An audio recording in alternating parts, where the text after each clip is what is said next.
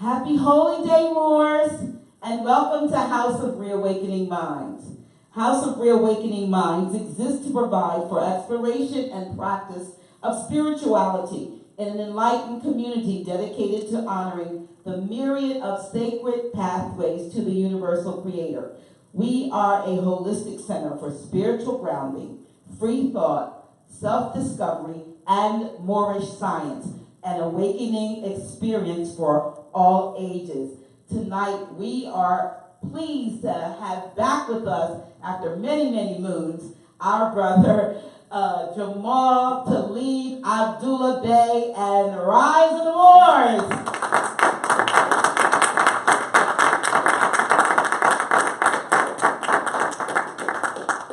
Peace. It's always great to be here. Always. Today, as a lot of you know, because you come to my classes, we're going to go over how to file a claim in federal court and how to do it without paying any filing fees. Now, the reason why I think this is important is because, a lot of our people get injured all the time, and then they feel like they don't have the knowledge to sue, or if they even attempt to do it, they say, well, I can't afford the $400 filing fee, and I can't afford the $500, can't afford the $500 appeal. So we're going to go over that. We're going to show you proof on the docket that what we said worked. We're not talking about theory. We're talking about something that we actually did. Right? And you can literally look up the docket number that we're giving you, and we're going to go over the next date that we're going to federal court. So if you want to join us, all the listeners, you can see us enforce the Constitution right in your face. So if if you've been listening to any dirty Moor saying, oh, that treaty don't apply to us, blah, blah, blah, blah, you get to see us enforce it in real time. But before I go into that, I'm going to do the things to be read at every meeting. My personal favorite, caveat emptor. Moors are men, upright, independent, and fearless, who care for their loved ones and follow the prophet to a destiny which is not uncertain nor unknown. They are fortified by the impregnable doctrine built upon love, truth, peace, freedom, and justice. It is therefore folly at its greatest height for smelly culprits with insidious plan to invade such a realm. They try, but their own bad planning brings down wrath upon their heads like the sword old Damocles had. Intrigue and scurrilous cunnings find a difficult path to travel within the ranks of the Moors. This is so because the Moorish movement has been well planned by Prophet Noble Drali, whose latent powers are abundant, unknown, and may be called into action as a matter of defense at any moment. Prophet Noble Drali knows the people within his ranks who are interested. They are the vanguards of the Moorish movement as the Moorish hordes increase here in America. All of the Moors are active, not passive. A member's interest can only be in one direction, and having traveled over the roads years before, the Prophet knows where every member is along the road. A few feet below is another road where schemers work, where traders grin, and culprits bask in the sun. Those are the same traders that's going to say, oh, that treaty stuff don't work, or, oh, that RV-based stuff is going to get you in jail, when really that RV-based stuff keeps you out of jail. And that treaty stuff keeps you out of jail. Right? They think they're on the same road with the true Moors, but the Moors are high above on a pinnacle where they might view the destructionists as they fall for the last time and their bones bleach in the sultry midday sun. Hungry scavengers flying high, catch scent devouringly, crying out, caveat emptor, cast out the dead carcass. The Moors looks as the hawks away. To me, that's poetry. Also, the divine warning by the prophet warns all Muslims, governors, ordered to be read the proclamation at every meeting. I hereby inform all members that they must end all radical speeches while at work, in their homes, or on the streets. Now, if you ever seen like the documentary on Muhammad Ali or Al-Hajj Malik, Al-Shabazz, Malcolm X, you'll see that their phone conversations were wired. Their what they thought were private conversations were being recorded. So don't go around saying,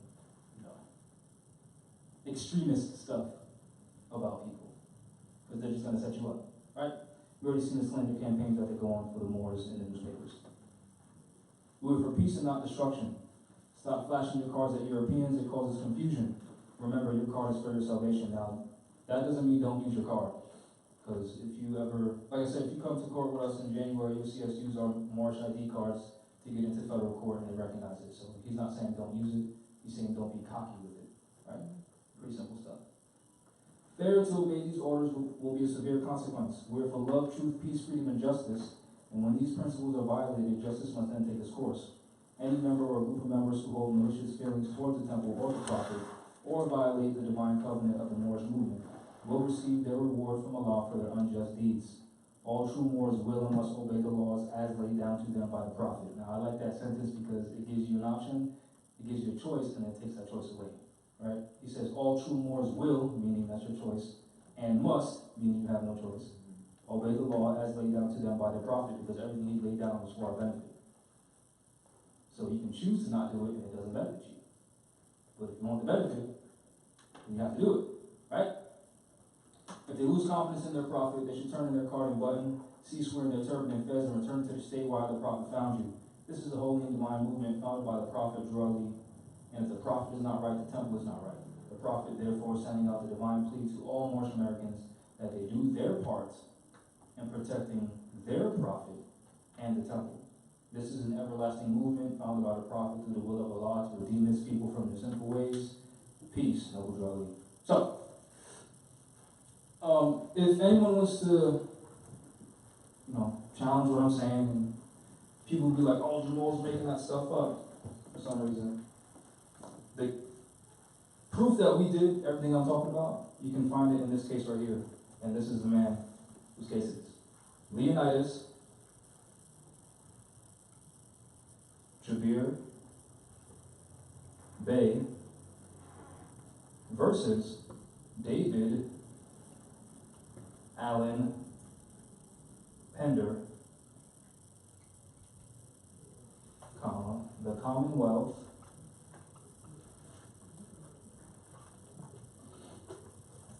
of Massachusetts, it's not going to appear, so I'm going to abbreviate it, and others, et al.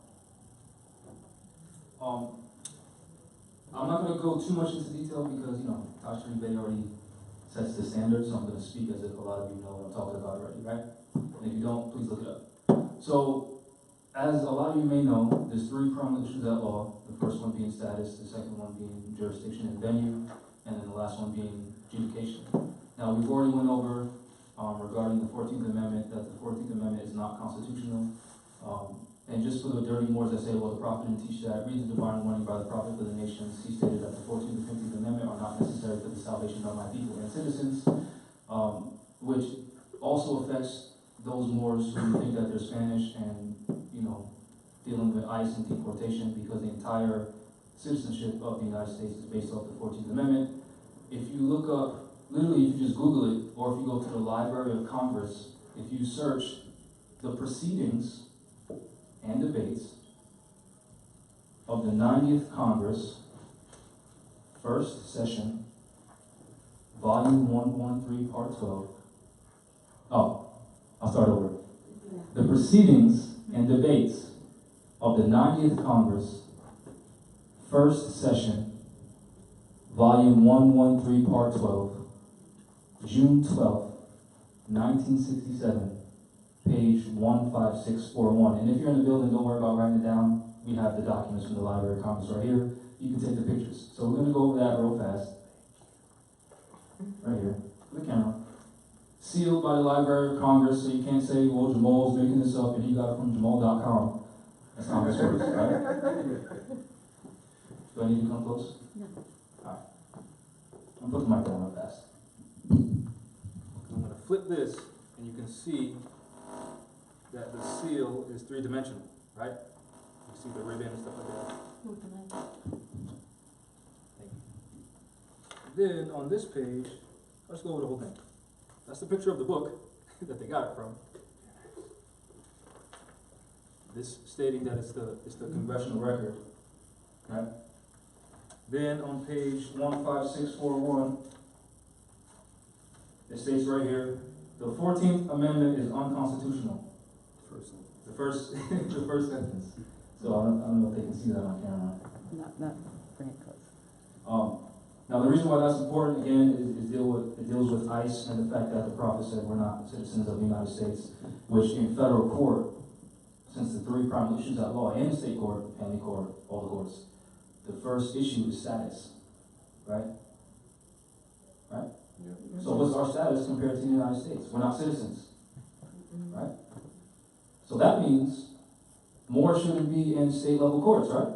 Since we're not citizens of the United States or the several states or the individual states, no matter which way you want to phrase it, right? And if you are, show me how you're a citizen, which you can't, right? So that's setting the standard as to why Moorish, well, not the end-all be-all reason, but that's part of the reason why Moors should be litigating their cases in federal court.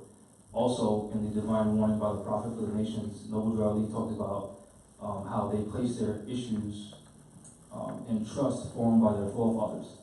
That Treaty of Peace and Friendship of 1787, which literally has the word more in it, is that trust that our forefathers entered into with the Albions or the Pale Europeans, right? So just like when you go to district or regular court, which sometimes they'll call them district courts, regular so-called state level courts, you won't see Chinese people there. Why? Because Chinese people aren't citizens of the United States. What are they? They're Chinese. So all their issues get litigated in federal court or consular court because the word federal simply means contract. So the contract between the United States and the Chinese nation, as an example, would be called a treaty, right? Which Article 3 of the Constitution deals with diversity of citizenship, and Article 6 of the Constitution deals with treaties. So if that works for the Chinese people, guess who else it should work for? The Moors, right? Now, remember that I'm telling you, we got into federal court with our Moorish IDs. Because there's dirty Moors out there saying, well, that's not real. That's going to get you sent to Guantanamo Bay. That's what they say. Literally, that's what they say. That stuff is going to get you sent to Guantanamo Bay. Fear is a weapon. Right? So then we tell them, well, if you look up Title 18, subchapter 1028, letter D, number 3, it talks about identification documents and how if it's a identification document issued by a foreign nation, which we're foreign to them, I'm not saying we're foreign to this land, I'm saying we're foreign to them because they're foreigners, just like they're foreign to us, we're foreign to them. They have to recognize our IDs, and none of which states that there has to be a photo. Now, the reason why I'm telling you that is because we got into federal court with a paper ID. You understand what I'm saying? Because we are a separate nation of people. So all we have to do is enforce that. Literally, that's it. And a lot of these Moors were here when we were in so-called Rhode Island, which is really the Narragansett territory. We were filing claims against the Providence Police Department because they conspired to deprive us of our rights. And we walked into the building, and I already had been into that courtroom before. No problem, the federal court. And the European marshal was saying, we're honoring your IDs, but you need to have a separate ID. So I went over the whole spiel of the United States Code, blah, blah, blah, blah, blah. You gotta accept it. United States Justice Department or U.S. Criminal Resource. No. It's the United States Justice Department website. I think it's, I can't remember the exact what it is. I think it's justice.gov or something like that. The Criminal Resource Manual, 1508, talks about the supremacy of the nationality card. So we went over that with this marshal. He kept saying no, blah, blah, blah, blah, blah. And there was like 9 of us at the door. And they ended up calling their supervisor, and there was another European. He walked up, looked at it, and said, let me. That's it. Because we weren't leaving. Like, what do you, I said, I have a claim in this court. What do you mean that you can't accept my ID? This is the only ID I have. This is how I get in here. Blah, blah, blah, blah, blah. And then they accepted the other Moor when he had the paper ID that I made him because we didn't have the ID machine at the time. And all these Moors were here. So they can tell you, if you don't believe me, you don't have to come to court with us. Right? So, we're not citizens of the United States, which sets the status.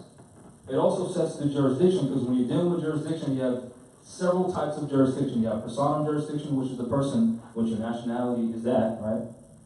Then you have the subject, so you wouldn't handle a criminal issue in family court, right? Just like you wouldn't handle a family issue in civil court, you go to family court, right? So because we're not citizens of the United States, we wouldn't go to their district courts, we go to their federal courts, right? That's dealing with jurisdiction. And then the venue is, of course, if a crime or whatever issue happens in so-called Massachusetts, you're not going to go handle that issue in California, right? So it's very simple stuff. And I'll show you here basically how to file a federal claim. You can go to the uscourts.gov, which I have up here, to get all the documents that I'm referencing as far as filing claims in federal court. So if you have a civil issue, what you want to do first is get your civil cover sheet, right? If you already have a claim in state court, whether it be, they pull us over, give you a traffic ticket or whatever, you would file your notice of removal with the state court and with the federal court and fill out this civil cover sheet. And you'll see in the beginning we set the status, right? Because on this piece of paper, say the plaintiffs, they don't ask you for the county of residence, right? So the plaintiff and the defendants, then at the bottom it goes over jurisdiction. So the status is the people, right? We just addressed that. The second thing that they're addressing is the jurisdiction. And the options that they have is, for the basis of jurisdiction, is federal question, right? Diversity, U.S. government plaintiff, or U.S. government defendant. Now, what did Noble Drali tell us to enforce? Constitution. The Constitution, right? So if inquisitionist or policy enforcer pulls you over unlawfully, you challenging the legality of that traffic stop is called raising the federal question, because you're comparing the actions of that cop to what's stated in the Constitution. You get that? So you're challenging the constitutionality of the actions of that individual according to the Constitution. It's very simple, right? Any questions so far? All right, so that's called raising the federal question, right? You're just challenging whatever that cop did, because they can only stop you if they suspected you of committing a crime, blah, blah, blah, blah, which they never do. So when you start suing them, that's how you do it. You raise the federal question, because the prophet told you to enforce the Constitution. That's how you do it. And only federal courts have jurisdiction over the federal question because it's the Constitution, right? Which is set at Article 3, Section 1 and Section 2, dealing with the one Supreme Court and all inferior courts which Congress may from time to time ordain and establish. They're talking about the Court of Appeals, also known as circuit courts, and the district courts. The United States district courts, to be more specific, because there are state level courts that they call district courts, which is how Moors and other people are getting confused, right? Then it talks about the citizenship of the principal parties. So of course, since you're suing whoever, you're going to be the plaintiff, and it says citizen or subject of a foreign country. That's what we cross out. Then of course, if the defendant is a citizen of the state, so as an example, in Rhode Island, since the colony of Rhode Island is so small, there's only one federal district court. So we'll put that they're a citizen of this state, right? Even though it'll apply to every state, because if the issues in that state with the defendant. But as another example, Massachusetts is so large, so they have 3 separate district courts. So you have to figure out which one covers the area that you're in, dealing with the venue, right? How would you figure that out? You can Google it. Yeah, literally Google it. So let's say, as an example, when the cop punched him in the face, it was in Lowell, Massachusetts. That's what the Europeans call it. So the First Circuit, well, it's the same building as the First Circuit, but the United States United States District Court for the District of Massachusetts Eastern Division is what covers that area because of the location of Lowell, Massachusetts. Then there's the Central Division, then there's the Western Division. So you can literally just Google, like I said, if you're in Massachusetts, you Google United States District Court for the District of Massachusetts, and then most of the time on a homepage, it'll show you which cities or which counties that they cover. None of this stuff is complex at all. You can also call the court. Yep. They'll Yeah. tell you which one. Yep. Like the prophet said, ask in an intelligent tone and they'll tell you. That's their job. Right? Then, nature of suit. Most of the time it's under torts, because the word tort means to twist. Right? So imagine someone twisting your arm, which is what they do when they arrest you, right? Imagine that. For this particular issue, we crossed out number 360, which is other personal injury, but just let me give you an example of some of them. Assault, slander, motor vehicle product, personal injury, medical malpractice, personal injury, product liability, other fraud, truth in lending, property damage, product liability, and we crossed out other personal injury. Then under that, it says origin. So is it an original proceeding? So are you suing? Then they'll ask, is it removed from state court? So that's why you put in your notice of removal, right? Then there's remanded from the appellate court reinstated or reopened, transferred from another district, which is during, I forgot what issue it was, but I was trying to sue for on the behalf of the Moors when I was part of the consulate, and the European said I can't sue, I can't lead a class action suit because I'm not an attorney. But then I found on their home rules, the federal court, because each court has their own local rules and stuff like that, that a case can be recommended to them from a different district. Now, the word district simply means jurisdiction. So since we have the Moorish American Consulate, that's a separate jurisdiction, right? So I was trying to get the consul generals at the time to open up a case in the consular court, recommend it to them with me as consul, so I can sue on the behalf of the Moors. Right? So that's the power that the consulate has. That's how important this venue is to our people, right? Because that's what it says on their documents. Because if we're dealing with international court, the word international simply means amongst nations. So, Yeah. that the document is literally asking us if you have some people. If you The have document is separate- asking us to be competent, yes. I was Right. curious. Then it says multi-district litigation or transfer, right? And then multi-district litigation direct file. Then under that it says cause of action. It says cite U.S. civil statute under which you are filing. Then it says do not cite jurisdictional statutes unless diversity. And then we put Title 18 United States Code 1091E, which is genocide. Title 28 U.S.C. 1332, which is diversity. And Title 18 U.S.C. 1028, which is dealing with our identification cards. Then it says, brief description of the cause, violation of treaty rights, fraud, forced identification, human trafficking. Then it asks for, do you want trial by jury? I would recommend you saying yes, because in a trial by jury, guess what you have the right to? Have Moors on the jury panel, which is why the Moorish American Consulate started doing their, their common law jury, so that we have a pool of Moors to pull from to go into the venue with Moors that you don't know, so there's no no chances of there's no conflict of interest. That way there's a bunch of people who you don't know that can be there, hold the proceeding, you know, the facts, the evidence, etc., according to the Constitution and treaty, so you have a fair and just trial.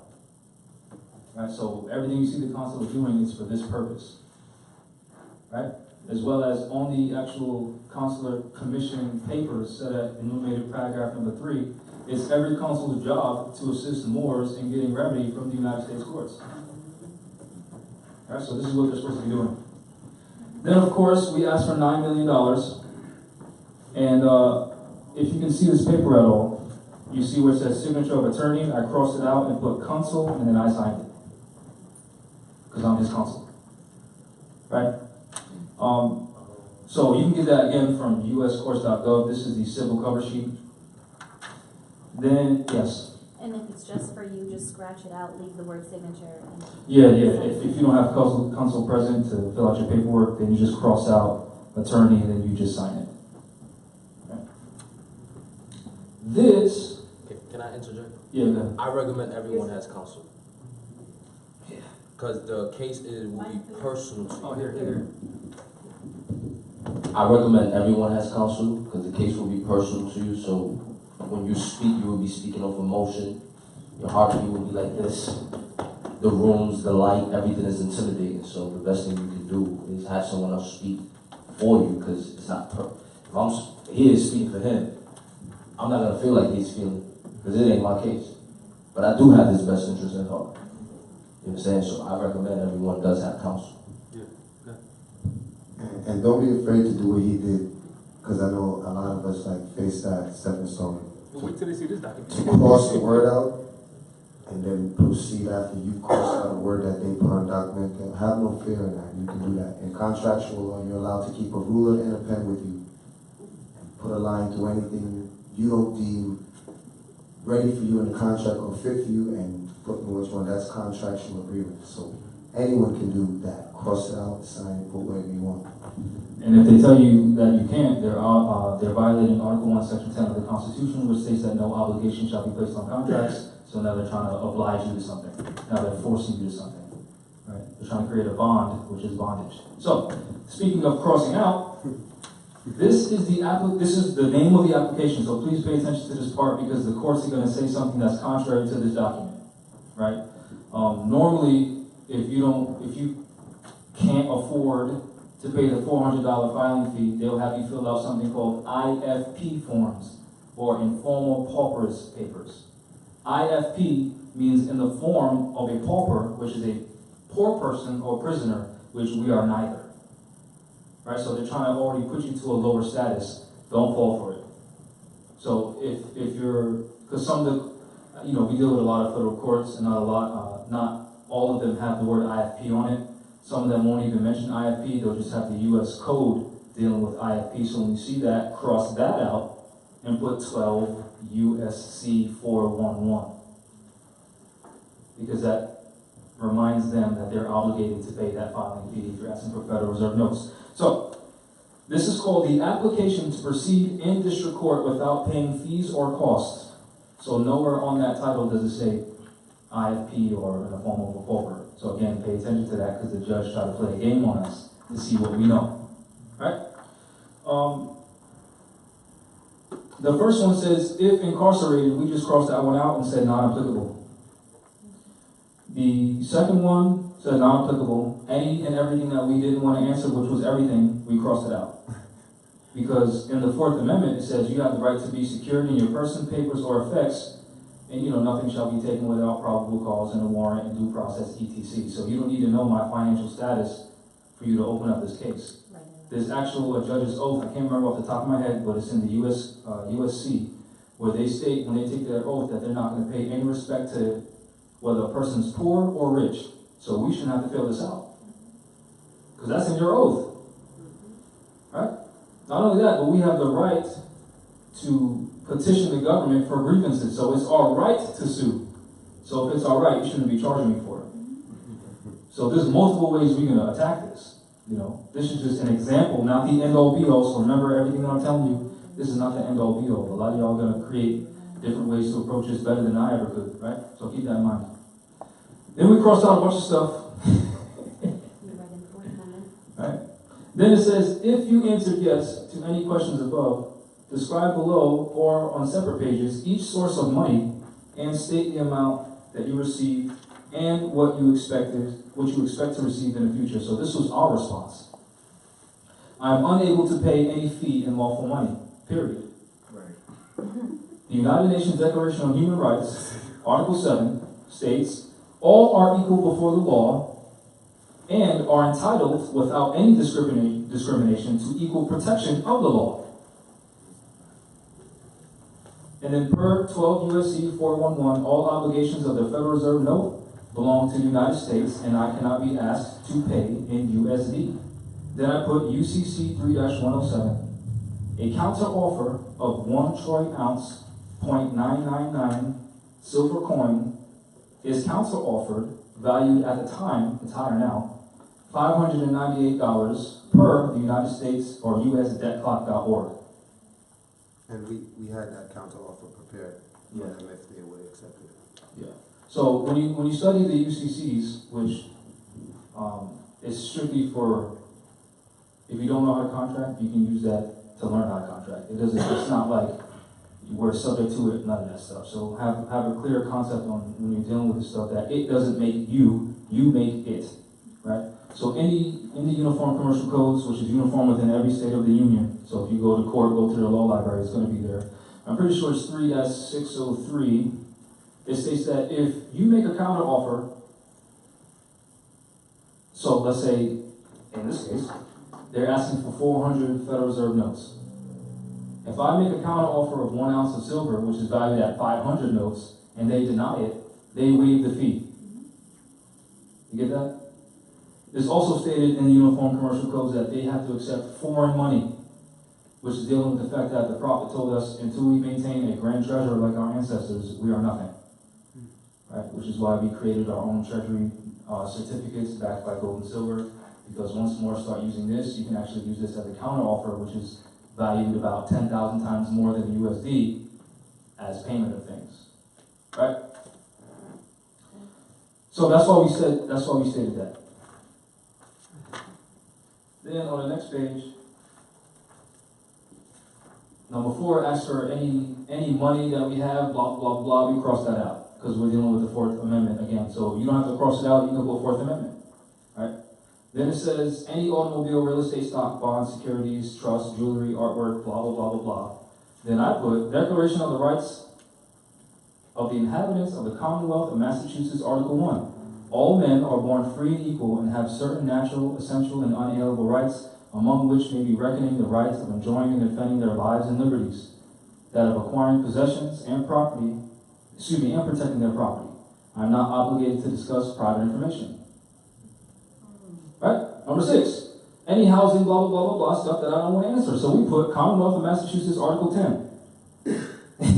Number 7, some stuff that we don't want to answer. We put Commonwealth of Massachusetts, Article 9. Then number 8, any debts or financial obligations. We put Commonwealth of Massachusetts, Article 14. That's 14. Yeah, 14. Then he signed it. Right? Then, again, you can get this at uscourts.gov, all these documents. Then this one right here is the complaint for a civil case. So in this complaint form is very self-explanatory. It'll ask you for the plaintiffs, the defendants, a brief description of what happened, the mailing locations of all the parties involved. Then it'll ask you to state briefly what happened. So I'm not going to go into every page of that because that's basically what it is. It's self-explanatory. I can't really tell you how to fill this one out because it's specific to your case. Go ahead. That's just where you check off for the jury demand. No, it's also on the cover sheet too for the jury. Yeah. Which you would the exhibits on that as well, right? Huh? The exhibit. So you could put C affidavit. Oh yeah. So if you run out of space on this document, the complaint. So normally on this document, we'll cross out complaint and put claim. Because what the Europeans like to do is they like to say, plaintiff failed to make a claim upon which relief may be granted. Because children complain, right? Adults make claims. You did this to me, therefore you owe me this, right? So yeah, normally we cross it out. We did it on this specific document, and then what we did was we typed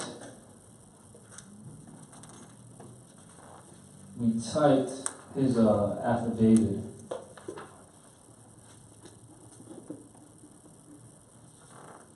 ETC. So, any questions on how to fill out or file a claim in federal court? Will you get resistance? You might. Like I said, when we went to federal court, after several times of me being there, they tried to give us resistance. We didn't leave. They called the supervisor let us in. Right? And then before we go into, because I'm going to have you talk about the case, before we actually talk about the case, when we went for the actual arraignment day or whatever it was for him, some Moors even got into federal court without showing their IDs. I actually had a Moor's ID in my pocket, and he was already in. Now I'm out to court waiting for him, like, where is this guy?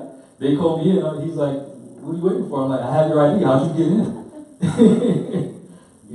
But the reason, we're not allowed to bring our phones in. Well, we really are, but the Europeans force us to not bring it in. Otherwise, we'd have all this stuff documented. That's why I'm inviting you to come the next court date so you can see we're really living this life. We're not just telling you, well, in theory, you can enforce the Constitution. In theory, we have a treaty. In theory, our ID should work. That's not what we're doing. Okay. So, a brief description of the case. He's going to go into detail. European cop, inquisitioner, David Allen Pender, unlawfully pulled this Moor over and punched him in the face. Right? For no reason. Several times. Yeah, several times. And when we got into court, before the judge, now the reason why I'm calling her a judge is because when we went up there together, me as his counsel, she asked him who I was. He said, that's my counsel. Then she directed her attention to me. She said, who are you? I said, I'm his counsel. She said, are you a member of the bar? I said, no, I'm not. Then she said, well, if you're not a member of the bar, you can't be up here. So I said, well, we have a treaty with the United States, and according to that treaty, he has the right to counsel. So she said, are you here to represent this man? I said, no, I'm not. I'm his counsel. She said, okay, have a seat. So I said, thank you, Your Honor, and sat down. Most of the time when Moors experience this type of events, they get kicked out of the courtroom. Right? But since we approached it in an intelligent tone, we said the right things, she couldn't do anything about it. Because we're talking about federal court, where they have to play the game even more. You understand what I'm saying? Right? So that's why I'm calling her a judge, because until she stops honoring that treating constitution, I'm not going to call her a judge. But for now, since she's honoring it, we're going to play the game. You're a judge. We told her about the fact that he approached the situation with a taser. She was like, why'd you approach the situation with a taser drawn? It's supposed to be a simple traffic stop. Yeah, hold on. I just want to give them a brief, because, you know, this guy has a history of abuse of power. So what we got right here, this is from 2013. This article is by Christopher Scott. This is from the Lowell Sun, because the incident happened in Lowell. This is about the cop, David Allen Pender. So this is public information. It's not like I'm doing anything I shouldn't be doing, right? This was published January 23rd, 2013 at 12 a.m., updated July 12, 2019.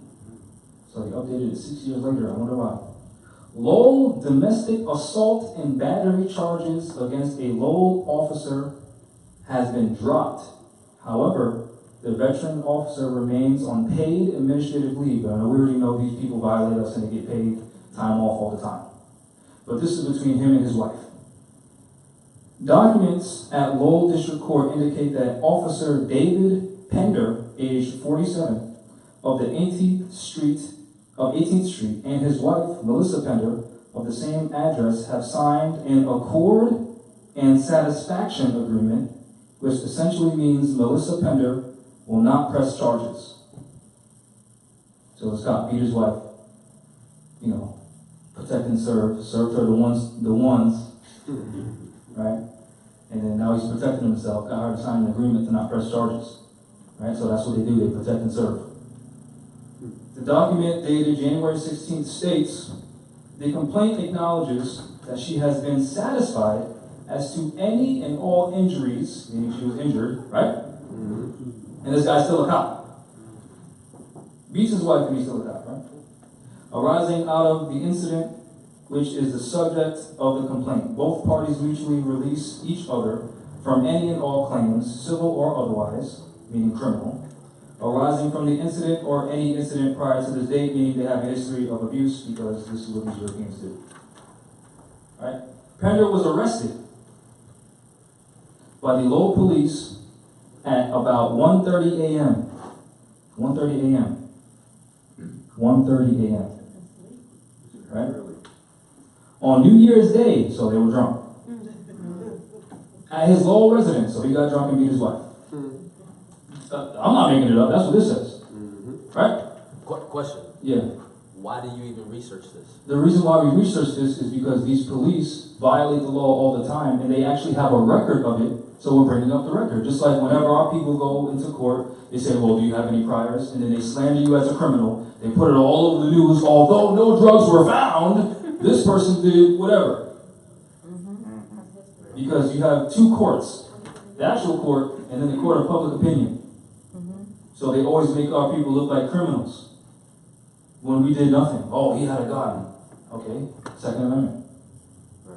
But they'll say he had a weapon, a deadly weapon, and it was in his car with him, and he was at a parking lot. Okay? Right? So that's why I'm doing this. It's not a slander campaign. This is, a European wrote this.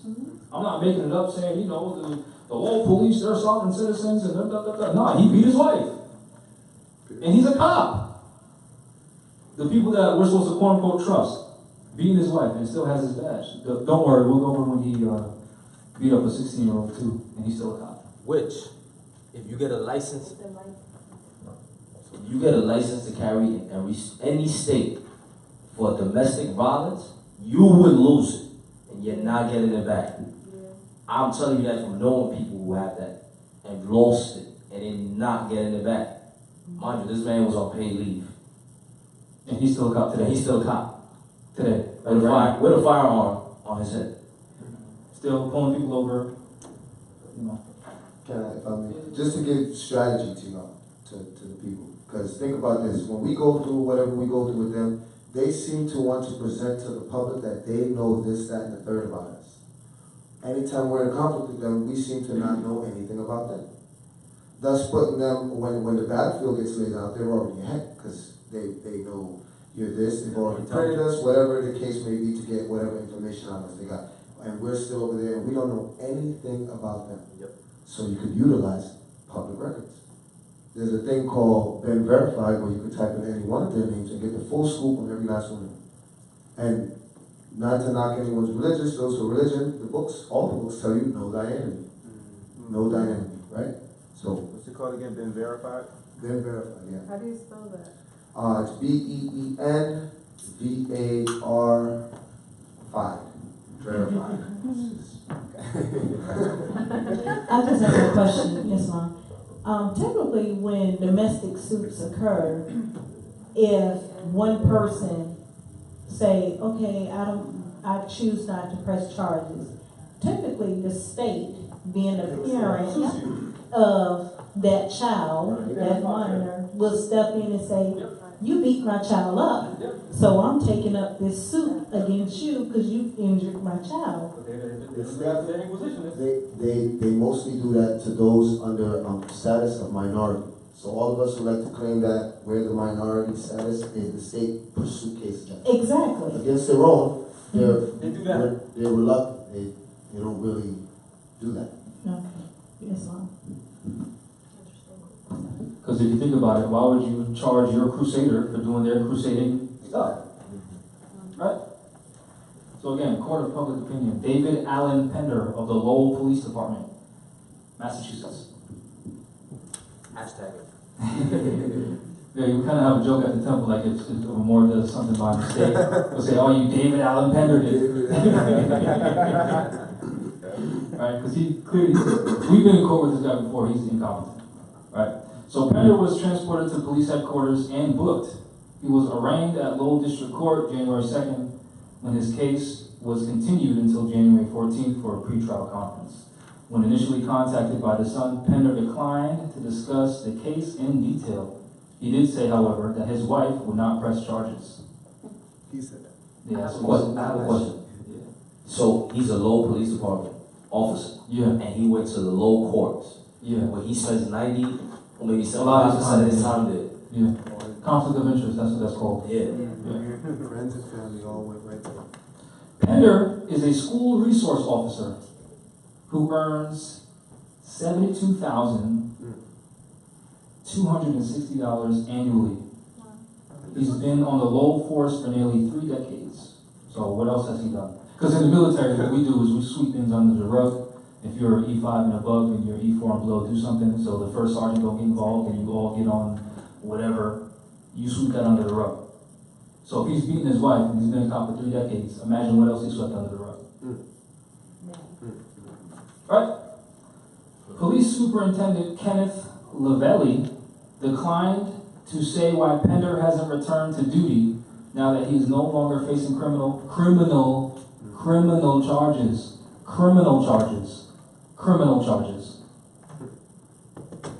Other than to say that the Pender matter is still under review. Before his arrest, Pender confirmed to the Lowell son, he was questioned in an internal affairs investigation into Officer Daniel Arterio. Arterio has been accused by fellow officer Timothy Golden of conduct unbecoming of an officer, specifically having an affair with his ex-wife, Maria Kennedy, 32 of Parkview Avenue, Lowell. The Sun has also learned that a fellow classmate in the 2011 Lowell Police Training Academy has charged Arterio with sexual harassment. Now these are cops that we're talking about. How come you don't hear this on the news? The alleged victim is now employed in a local police force. So he got charged with sexual harassment and he's still a cop. The Arterio probe is ongoing, the Sun has learned. Golden, also a school resource officer in Kennedy, a physical education teacher, both at the high school, were suspended with pay For several weeks after Golden charged his ex-wife with breaking and entering into his home, and she took out a restraining order against him. In recent weeks, however, Golden agreed to drop the breaking and entering charge, and Kennedy lifted the restraining order. Both have since returned to work. Follow Scott on Twitter at CSCOTTLOWELL son.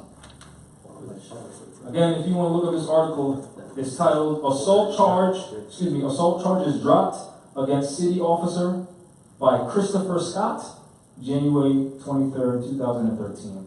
And there's another article about David Allen Pender, just so you have a brief history of this guy.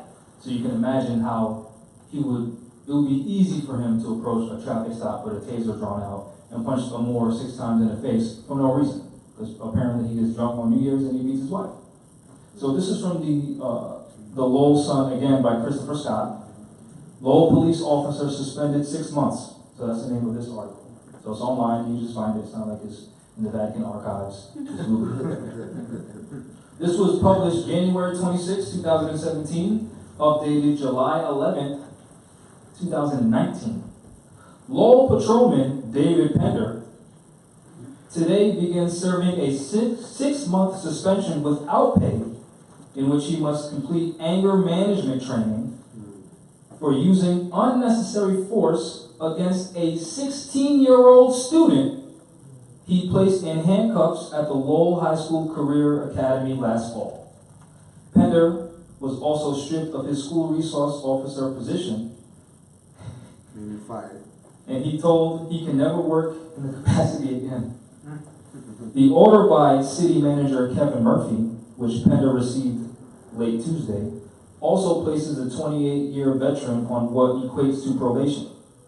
If Pender violates any department policy over the next 2 years, he will immediately serve out the balance of the 6-month suspension, also without pay, the Low Sun has learned. Quote, "What happened was a very unfortunate incident," unquote, said Murphy. Quote, "But the action taken against Officer Pender was necessary to protect the integrity of the school resource officer position and the Lowell Police Department in general," unquote.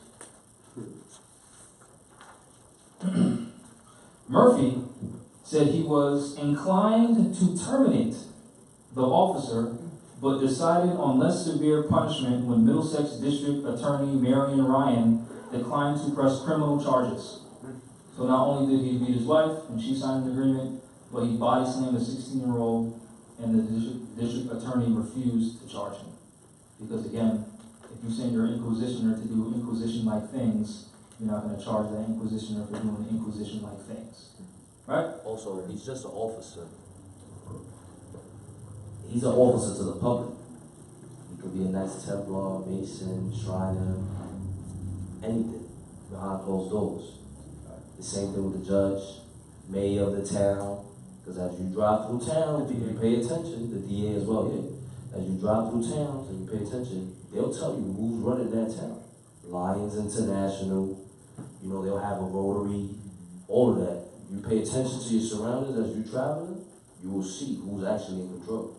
So you'll know that when you're speaking to an officer, you'll know, oh, I'm here in Salem, yeah, Lions International, yeah, I already know I already know how to move with you. Because I know the fraternal order from where you come from. So he's being protected. Someone like us, just being your wife, you would have did 3 months. 3 months? Yeah. 3 months. Where? And that's being fair. Feel like 3 years. Murphy also cited a meeting he and the police superintendent, William Taylor, held with Pender, in which the officer expressed remorse for his decision. Now, aren't these people trained? Yep. And he's been a cop for 28 years, so you shouldn't be making mistakes like this, right? Not after 20 arbitrary. Not after 28 years. Definitely not. Right, not after 28 years.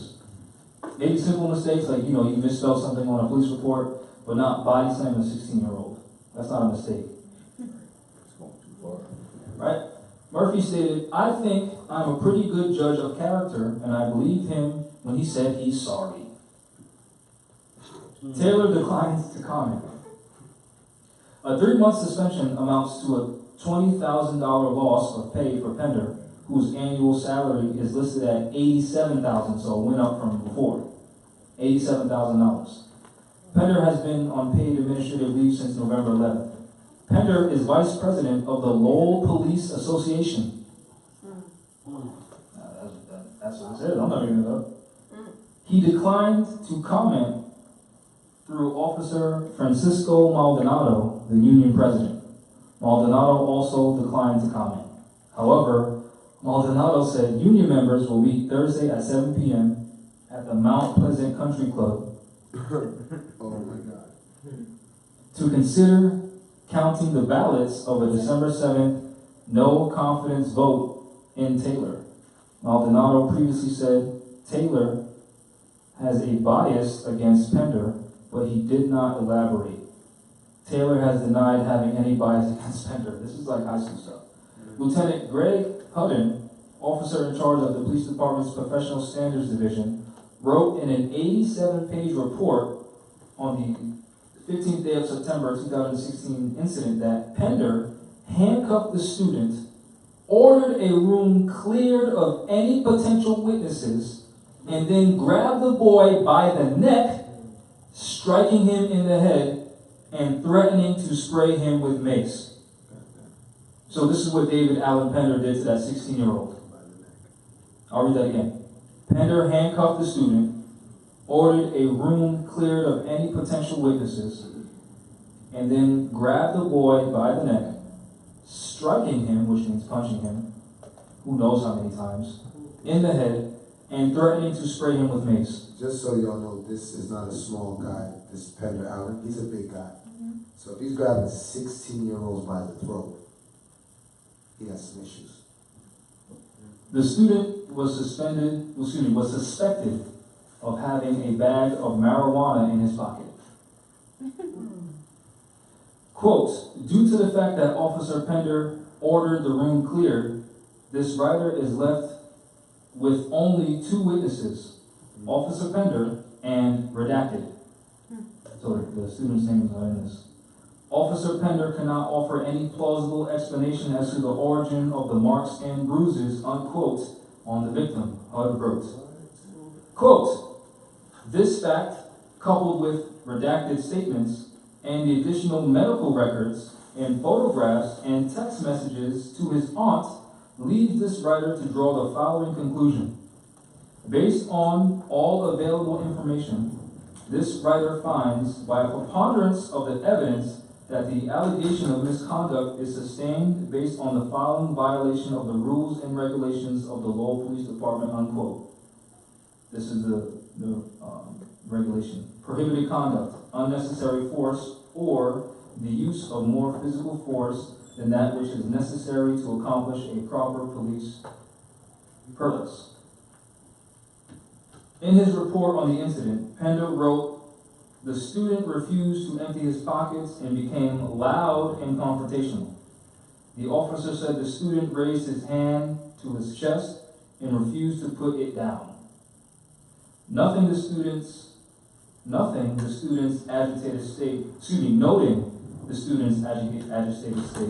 Pender said he feared the student might assault him. Oh. Now imagine, the average size of a 16-year-old boy. Child. Can you come up here, please, right now? He gave his cup. Yeah, and he was cuffed, yeah. Imagine, Pender's about, A little bigger than him. yeah, Gave it to the. Pender's A lot bigger than him. Yeah, a little taller. a lot more stockier than him. Taller, a Yeah. lot more stocky. Yeah, so imagine him choking a 16-year-old. She's saying come closer.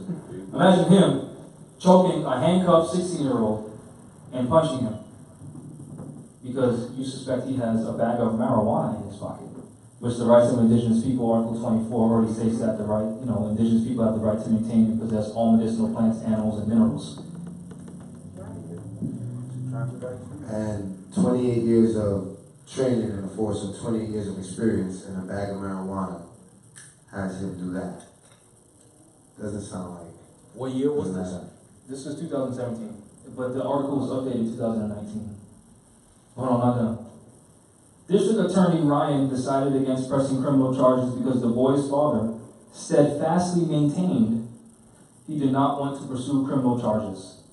Catherine Folger, chief of the DA's Child Protection Unit, said in a December 12th email to Hudden, a copy of which was obtained by the Sun. It is the second 6-month suspension Pender has received while on the force. Pender was one of the 7 Lowell police officers who were accused of sexually harassing a female colleague during an off-duty bus trip to a political rally in Boston in October 1998. Then city manager Brian Martin suspended Pender for a year without pay. Pender appealed to the state civil service commissioner and was successful in reducing his punishment to 6 months without pay. Pender was arrested by Lowell police on New Year's Day in 2013 at his Lowell residence on domestic assault and battery charges. He was immediately placed on paid administrative leave by Kenneth Lavelle, then police superintendent. Pender's wife declined to press charges. City officials disciplined Pender with 10 punishment days working for no pay. Again, follow Scott on Twitter at @Scott_Lowellson. Mind you, also, just to add a little tidbit, this sexual harassment charge, that they also work with a Lowell police officer who just this year, 2 months ago, is being charged with the rape of a homeless 16-year-old girl outside of CVS. And this CVS is literally less than a full mile from my house. One of his partners charged with rape of a homeless 16-year-old girl. It's in the Lowell Sun, so you can also Google it. This is their whole conglomerate. So yeah, this is the history of this guy. So when you're listening to his story, realize that this guy has a history of the unnecessary use of force. There are many Penders on the force. Yeah, there are. So you want to tell them about A repeat offender. Instead of a repeat offender, it's a repeat offender. You want to tell them what happened? It was not a dark and stormy night like all the other stuff. Now, it was a regular day. I was traveling from, I think it was AutoZone, because my truck, I got a bootleg truck that I bought myself. It's a piece of junk, it's gas guzzler. But I fix it myself, and it's helping me learn mechanic stuff. But anyway, I'm on my way traveling to my place of domicile, and the truck, the alternator is giving way on me. So I got a decision to make. And I'm in a turning lane. So either my place of domicile is straight, or I can turn and go way around the corner and the truck will break down. I gotta call tow truck this time. So I just made the split decision real quick and went straight in the lane I was in. And didn't harm nobody, didn't endanger nobody. The lane is like big as this room, huge. Like 2 cars fit in the lane. So the car next to me makes the right, I continue to travel straight. Then you gotta pass a McDonald's, a TD Bank, a 7-Eleven, a Domino's, and then my street. It's that close. I'm like right there. And the lights in my house. So I get to the 7-Eleven now, and the next block is my turn. So it gets like real flashing lights behind me. I'm like, oh man, here they go. And he's coming out of the McDonald's parking lot, which suits this guy. He's huge, fat guy, probably sucks down nuggets by the minute. He's coming out of the McDonald's parking lot. And nearly ran several cars just to get by. Mind you, no sirens. I only saw the light. No sirens in here, no sirens. And then I'm turning on my street now. Before he's even by, I'm turning on my street. And I see one of the Moors going about he on his way. Oh, she's saying come this way. About his business. I see a fellow Moor of ours. He's not here right now, but he's going up. What's up? And he's like, he honked. And he kept going straight. I busted right to head to my place of domicile. And when I'm on my street now, my street kind of darkish, a little dark. So now you can see the lights clearly. So I know that you don't have to pull over until you feel safe. You don't gotta pull over for unmarked vehicles until you feel safe. And marked vehicles, you can pull over in a place where you also feel safe. You don't have to really pull over in a dark, scary spot with just you and them alone. I don't recommend you do that. Wait for lights. Public places, people's cameras, and pull over then. Don't ever pull them over just because you feel afraid and stop right everywhere they put their lights on. Those days are dead. Now we pull over where action and it's all happening and anyone can see it. So I took him to my house, right here. You might as well come to the crib, right? So I kept traveling, pulled into my driveway. The lights are still going, so I figure when he comes, we'll converse like men, and I'll take whatever ticket he has to offer or whatever while he's doing his job. But it didn't go down like that. So I pull into the driveway, and right when I pull in, the truck dies. So I'm like, yes, truck just died right here. I got a little tow truck, not that Gucci. Truck dies, and here comes Mr. Pendal at the side of the window with the taser in his hand. Is this what you want? Is this what you want? And I'm like, I'm in the car, the truck just died, so I can't put the window down. I can't do it. He's like, roll your window down, you can get this what you want. He got the taser in his hand. He didn't knock on the door, open. The first thing he screamed was, is this what you want? So I'm like, oh, it's on. It's like, we've already went past that level. We're at this level now. I already know what time it is. It wasn't my first rodeo. I've been around the block. So I'm like, all right, let me try to de-escalate the situation. We calm him down. So I'm like, using all the correct terms for him. Sir, Mr. Officer, sir, truck's not working, window can't go down. Open the door! So as I go to open the door, he's already opening the door. My truck works is once you pull the lock, the door flies open. You know, old Ford trucks. So he's opening it. He opens it. And he's like, get out the car now, this is what you want. I go, calm down. I gave him like the straight square thing. I'll simple where I'm tired of all this stuff. Other people, like I'm at a different speed with them because I've been through it so much that I'm tired of it. So I gave him the square face look like, you're not even gonna let that taser fly right here right now. Like, stop it. Why are you yelling? Like, calm. I gave him that calm down look. So that must have pissed him off even more. Because then he's like, after he says get out the car, I'm like, what's the problem? I guess he took my question as what's the problem as like I must have said something else wild to him, because then he just grabs me, boom. I said, get out the car! 3 times in the face. I have a guest in the car with me. His name is Ashiko. I knew Bay. He's in Florida right now. He immediately pulls his phone out, and he's startled that the officer, his first action is to punch someone in the face. He didn't even try to drag me out the car, or just straight judo jab. And I observed it too. I'm like, he's really like kung fu jabbing me right now. But it didn't hurt, but he's kung fu jabbing me. And then my guest pulls out his phone. He's like, what are you doing? He starts recording. He starts to record the event. So the phone's being recorded.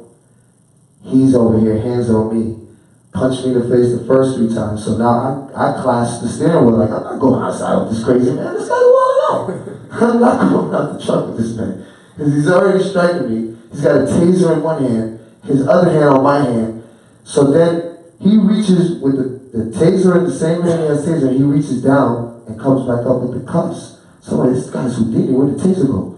He's just, I'm like, how did... Quick draw. Like, for real. Then it turns out... It's like in Grand Theft Auto when you push triangle.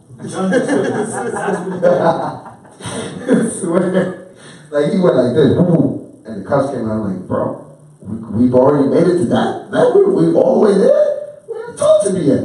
He's like, get out the car, this is not what you want. And then again, right? So this is where he reaches down with the taser, comes back up with the cuffs. 3 more times. Bam, bam, bam. This guy is out for blood. That's 3 more punches in the face. Now my guest, he gets louder. What are you doing? Hops out the truck and he goes over to show him, like, I'm recording you. What are you doing? So he makes that look like, I don't know, this big old guy. He's like, get back, Steven. I release because Anu goes out now, and I'm kind of in fear that this crazy guy's out there, and now Anu's out there. So if anything, he could pull his weapon. So I unclasp the steering wheel and allow him to drag me out. So that way, I don't know what Anu's going to try. So I unclasp, he drags me out. It's still snow on the ground, throws me to the floor, cuffs me in. The whole 9 yards, another policy enforcer pulls up, and they get to, they subdue my guest. That's what they use, the words they use. They subdue him. and tried to make it look like they had a kung fu standoff with us. Like when I took him to court, because I got to cross-examine him on the stand. I represented myself, went to court, and You presented yourself. I presented myself, correct, thank you for that. I presented myself, and they tried to charge me with deadly weapon, resisting arrest, all of the above, like all types of stuff they want to charge me with. Oh, what did he say to Keith when Keith arrived? How you made him feel? Oh, okay. So the more that I saw, I turned on my street, I told you I saw one of my Moors going by his business. He ended up seeing the lights and double back, and he pulls up in the driveway now too, and he's like, What kind of place did he have? He had the same place I had, the What? Moorish place. We were exercising our rights out there, we driving the Moorish place. When we separate from them, we cut the umbilical. We don't want nothing to do with nothing. So when we separate up there, we separate all the way. You know what I mean? I had to wait for my license to get suspended because I didn't know how to turn it off. So I just waited. Waited out there. I just wanted to turn it off. So I just waited it out. And we got our Moorish plates, everybody's traveling. I've been traveling with Moorish plates. I had stadies pull up behind me and they don't know what to do. They run the plates and they just drive off. So state troopers would pull up behind me with these same plates on and they would drive off. Like I had the place on for 3 months, about 3 months, 3 going on 4 months, and yeah. So every state of this European Union, if you look up their title on motor vehicles, whether it be Massachusetts general laws, Connecticut general statutes, whatever, look up motor vehicles and look for anything that says exemptions, right? You'll often see it talks about how non-residents, which the word non means not, res is Latin, means a thing, and indent means identified. So a thing not identified, right? Any non-resident driving within the state of whatever, whose home state or country, diversity, doesn't require licensing, or they have their licensing, can drive within the state of whatever. Every state has something that says that, or something to that effect. In New York, it's a little different. They're dealing with the length and weight of the motor vehicle, which the average person's automobile does not fit that description. Therefore, you're not required to have licensing by the state. So every single state of the so-called union has laws that state that you don't need their licensing, their registration, or their titles within their laws. Right? Because we'll say we have the right to travel, and then they'll say, well, in the state of Massachusetts, da da da da da. So you just say, okay, look, in your state, it says this. Right? And of course, like she said, you don't want to fight the cops, fight the issue in court. Right. And I had my certificate from Massachusetts stating that I have the right to travel in this land because I'm not a resident of you guys. So after the whole punching me in the face thing in the driveway, one of my Moors pulls back up into the driveway and he's asking the Pender Island guy, he's like, what's going on? This type of thing, like, what's the problem? Pender's trying to break it down to him and justify why he behaved like an animal. So he ends up telling one of my Moors that because I didn't stop for him initially, or I guess because I drove him to my job, he felt I made him feel some type of way. He literally tells one of my Moors that because I didn't stop him over there, I made him look bad. That's why. Because he asked him, why are you punching him? Like, why are you so violent with my brother? He's like, well, if you just stop back there, you know what I'm saying? It didn't make me look bad or make me feel this way. I wouldn't have to do what I had to do. So there was a cop in a capacity where they tell you, serve and protect this, that, and the third. He's telling you, I made him feel bad. And they're not allowed to react on emotions, not allowed. So that's kind of what got him chewed up in court and allowed me to. Let me see. Yeah. I have Brother Keith's affidavit that he wrote, just so you can see, he signed it and sealed it. This is what he said, that the cop said when he talked to him. The policy enforcer then stated because he didn't stop, so he made me look small. Made him look small. That's what he said. He's big. In quotes. In front of who? Who was watching? So he has insecurity. That's just it's Oh, she asked a good question. She said, in front of who? Who's His watching? own insecurity. That's him. along with his record of repeated Offenses. offenses. So you get to know how a man like that was within himself just all kinds of messed up. And they have him still out on the streets with us. Like paid leave type stuff. Just out there still with us. After beating women, beating children, whatever. I mean, just put him on out there. Bam. Give him a break, he needs some time off. That's what they're doing. That's why I feel it's better for us to get to know thy enemy. Because when I noticed, when we started to get into this case and fill it out, and these things presented themselves to us, and we put them out in the ether, we see the changes from them. Where I'm at, where I'm at in Musketaji, what they call Lowell, I'm in a place where right on the corner of my street it says Neighborhood Watch. You guys will see that on the end of your street on the poles, the electric poles, the Neighborhood Watch big sign. They got the eyeball on it. That's right on the corner of my street. And across that is the parking lot, the church. We've been there. There's like a huge church and then another parking lot. This parking lot is where the low police, you would think it was a party over there. Like, they congregate over there. Car after car, and they park in that way where their windows can be right next to each other, and they're just hanging out chilling. They do the same thing around our way. You all see it, we all know this. They Mind you, around down the street from where the incident happened in Philadelphia, the Cook territory of Philadelphia, down the street from our crib. Yeah, they be at the church down south side. They be I'm gonna tell you this. Do you know they only do that in our neighborhoods? They don't do that in their neighborhoods. Because Catherine would stop her lawnmower so fast and hop in her room and call who she knows in her. Do you know that Johnny and Bob is outside having a big conversation on my tax dollar? we walk by and sit there like, oh, look at these cops doing what they're doing with it. But they will get active on it. Bob can't pull up next to Bill and have a full-blown conversation on Catherine Street on Catherine's dollar. They're not having that. But we seem to just let that fly in our neighborhoods. We don't know that we can attack them just from that. So after the incident with, and this is before Pender Island, this is with one of Pender Island's colleagues, Felipe, where I ran the stop sign on him and blew him out the water in the courtroom too. So he pulled up on me after the case because it was driving without a license and stop sign thing. So he pulled up on me after the case and said, hey, remember me? We had a case together and I noticed here that you still don't have an active license. So I'm like, so? Like, yeah, I know. We just went to court. We just went to court and that's how you know that. He's like, yeah, but I know that. But my other guys, the guys around here, if they stop you, we don't want no problem. So I'm trying to protect you. So he offered himself try to be a friend to me, try to give me an illusion. So I'm like, no, that's cool. If your friends decide to do what you did, I'll just do the same thing I did to you today.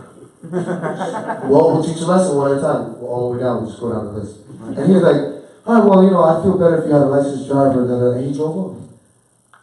So instead of flashing lights and pull over, he pulled up next to me and honked and decided to talk to me as a man. You understand? Before turning on lights and license registration, now it's, hey, how you doing? Do you remember me? I'm like, oh, yeah, I remember you. And I just drove with him. So now the Pender Island, and mind you, he's one of the ones that congregate in this parking lot I'm telling you about. So now it's him. I've already encountered him, Felipe, and now I've encountered Pender Island. So they're all part of it, and I found out that my side of the town is where they're stationed. That's their post. So when they go in and clock in and they get their daily, where you going to be for the day, it's all wrap in the parking lot. But they're not there no more. They've relocated all of them, and they changed the vehicles. The vehicles went from blue and white to black and white. And that parking lot stayed empty. So empty now that me and my boys are in the parking lot. Chilling. Congregating. They don't want the smoke. When they drive past 4th Avenue, they say that's the guy that has Pender in federal court. But it's the activity that's got them at bay. I ain't really do nothing crazy but study the word. And fight fire with fire. Here we fight fire with emotions. A lot of us, our people, that's how they got us. when you decide to actually take up the fire that they're throwing at us and fight back with them, it works. It works. Police don't. My neighborhood watch has turned into a neighborhood nothing. Police don't come by no more. We watch it. I watch what happened. And all my neighbors are Caucasian, Slavic, peons, whatever you want to call them, you're a peon, right? And they don't even. My neighbor across the street came to me and he said, "Oh, I thought you owned the house the way you live over here. You don't own this?" "No, I don't own this." I said, "Well, I see the police, they messed you a lot of it." I said, "Yeah, I know." I said, "What's going on?" Like, nothing. They're inquisitionists. And he walked away. He walked away. My other neighbor, he sends me text messages every time police drive down my street. And Mr. Bay looks like they're coming down the street, and I get, "Thank you, Bill." So now my neighborhood, where it was neighborhood watch, where they're quick to tell police, I get the text messages from the Islamic side. Okay. The neighbor whose husband just died, she comes to tell me when anything goes wrong, they're knocking on my door, and they're asking, because my wife is Slavic, and I live with her and her mother, so they come, they go past their own people, and they're looking for me. I'm the new neighborhood watch on my thing. And when all the Moors pull up, they all got locks. So now, and the crazy thing is the house across the street from me gets raided at least twice a month. And a regular individual was walking down the street one time, a competent individual from them investigating the house, and they jumped on him. He coming from the store, minding his business. I came outside to take out the trash and I'm watching it. And he's coming from way over there, and they're way over there doing it, and he's just do. And one of them seen him, tapped the other one, and they all jumped on him. I said, "Well, goddamn, look at that. He was just minding his business coming from way over there, and they just jumped up just because of the color of his skin, and he might fit the description, or they think he might have ran away and walking back. I'm like, y'all are bugging out. It's Y'all pigmentation. definitely bugging out. But since my confrontation with Penderell and everything, the whole, like my neighbors and all that, they probably thought I was going to jail. As my neighbor, the lady, so she kind of don't like me a little bit, but now she has no choice but to like me because she seen I came home. She's like, "Finally, they got him. He's not coming back. He's out of here. They towed his truck. They got him." And all the officers in there, they must have had a bet with each other because when they took me in and booked me, they want to know my nom de guerre. So I'm like, I don't got nothing for you. I don't know who or what you're talking about. I'm Leonidas Jabir Bay. I don't know what you're talking about. "Well, you're not going to get bail and you're not going to get this." So do whatever you need to do to make you feel happy. Because I'm going to wait and say my first rodeo. I know this game, so I'm going to go do it. And who they send down there afterwards? Where after they book me? Remember you telling me after the Europeans tried getting at you, who they sent down there? They sent the mulatto. They sent the mulatto to talk to me. That's what they do. They strategize. While we in our emotions, they strategize and think of ways to break our minds. And allegedly I had I think it was a $40 bill, or they might have said $50 or something. But when they sent the mulatto to my cell to think he was going to coerce me into being a nom de guerre, I said, "If you don't get your mutated mulatto," forgive me, I'm sorry, I don't even want to say it. I was very rude with him. Very rude with him. And he didn't like that. He went around the corner, came back, he was like, "Mr. Whoever you are, your bail's denied." And I was like, "So? Do whatever you need to do to make you feel like you're doing something." So they must have all thought that I was going to get remanded and this, that, and the third. So the morning comes, you go see the judge. I go up there to see the judge.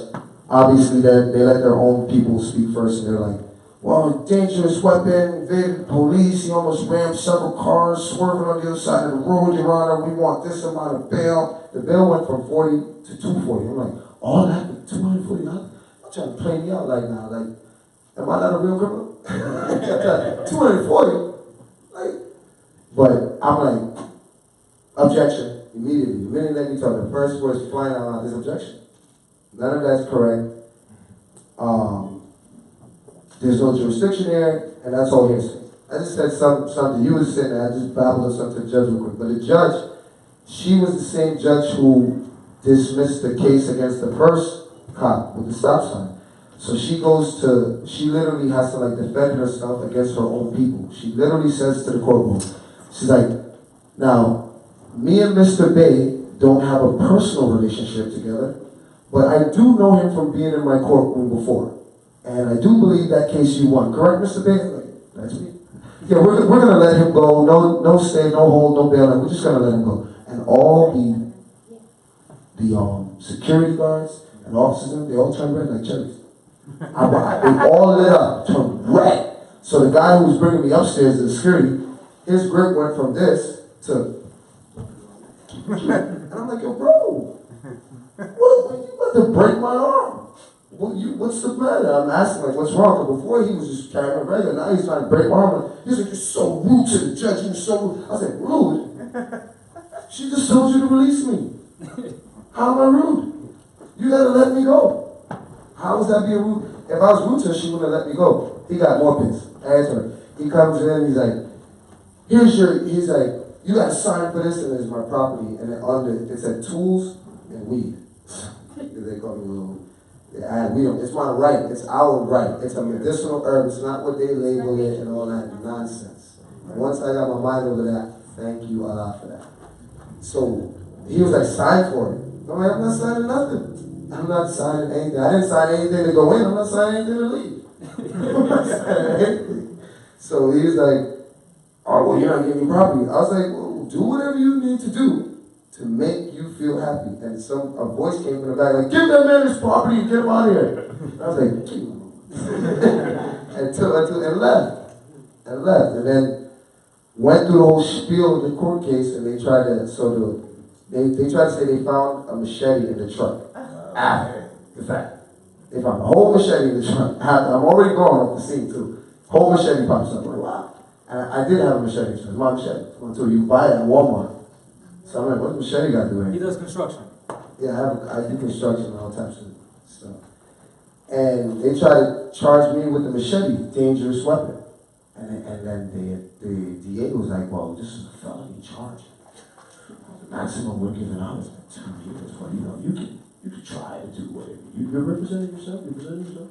Yeah, I'm representing. It's like, yeah, but you can try. But it's 2.5 years, like trying to geese me up, man.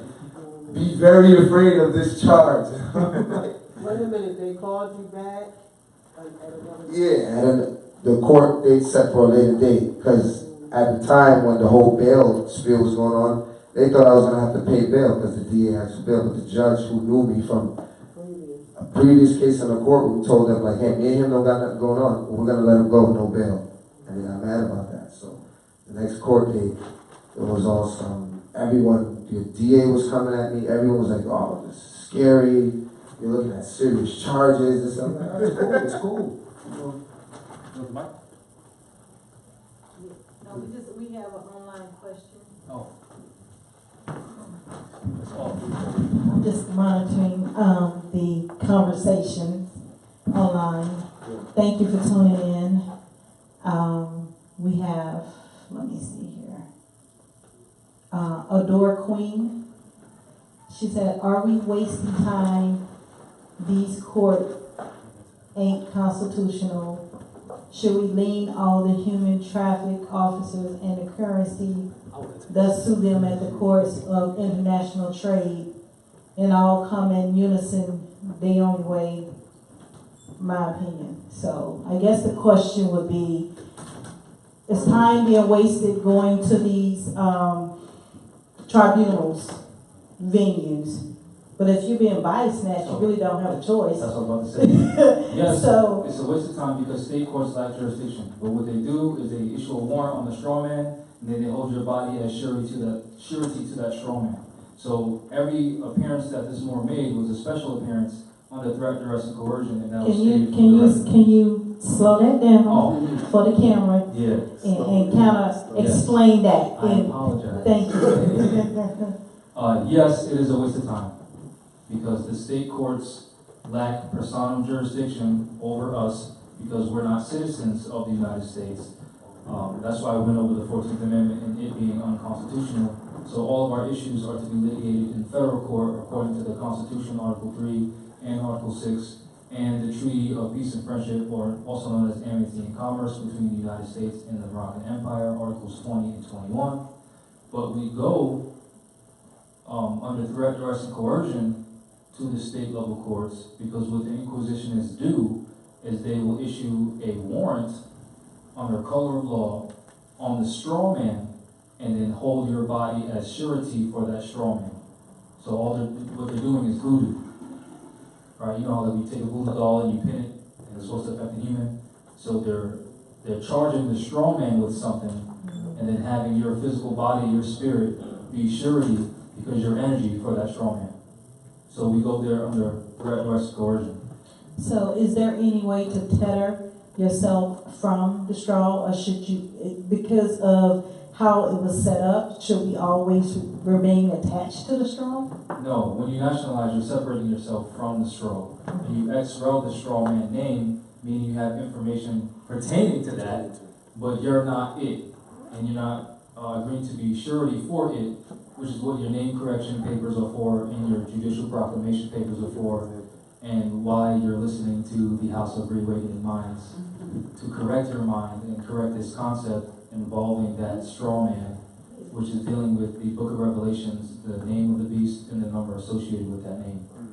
Now, what, Jeremy L. Malik Bey, what if the policy officer lied on a police report or affidavit? Sue them, which is what we're going over today. Sue them, because that's perjury. It's lying under oath. And it's your word versus theirs. Okay, I'm not gonna say the next one because we don't know what shit is and we don't know if it works, so you're about to get blocked.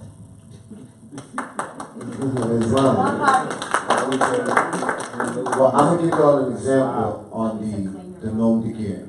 And this is how I realized, this is what I experienced just from daily being in the courtroom. Like, lower court knows me now. It's so, they know all of us. They know Rise of the Moors. It's so real. One of the attorneys dedicated to our movement the entire last year edition of the Mass General Laws leather-bound back book. When you look this up, it's over $500 for this copy of books. She handed it to us because they're getting new ones. Literally chased me down in the court and gave it to us. So when I first went in there and told them, Did you clean it? Huh? Did you clean it? They were actually brand new. They were still shy. They were in the box. Did you clean it? No. And then now you're gonna make me go wipe it down. Get some Florida water and get the, whatever sigil they put on there off. You know what's crazy? It was a Moor who gave it to me. Did you clean it? I like it. All our skin folks, not our kin folks. Okay. Islam.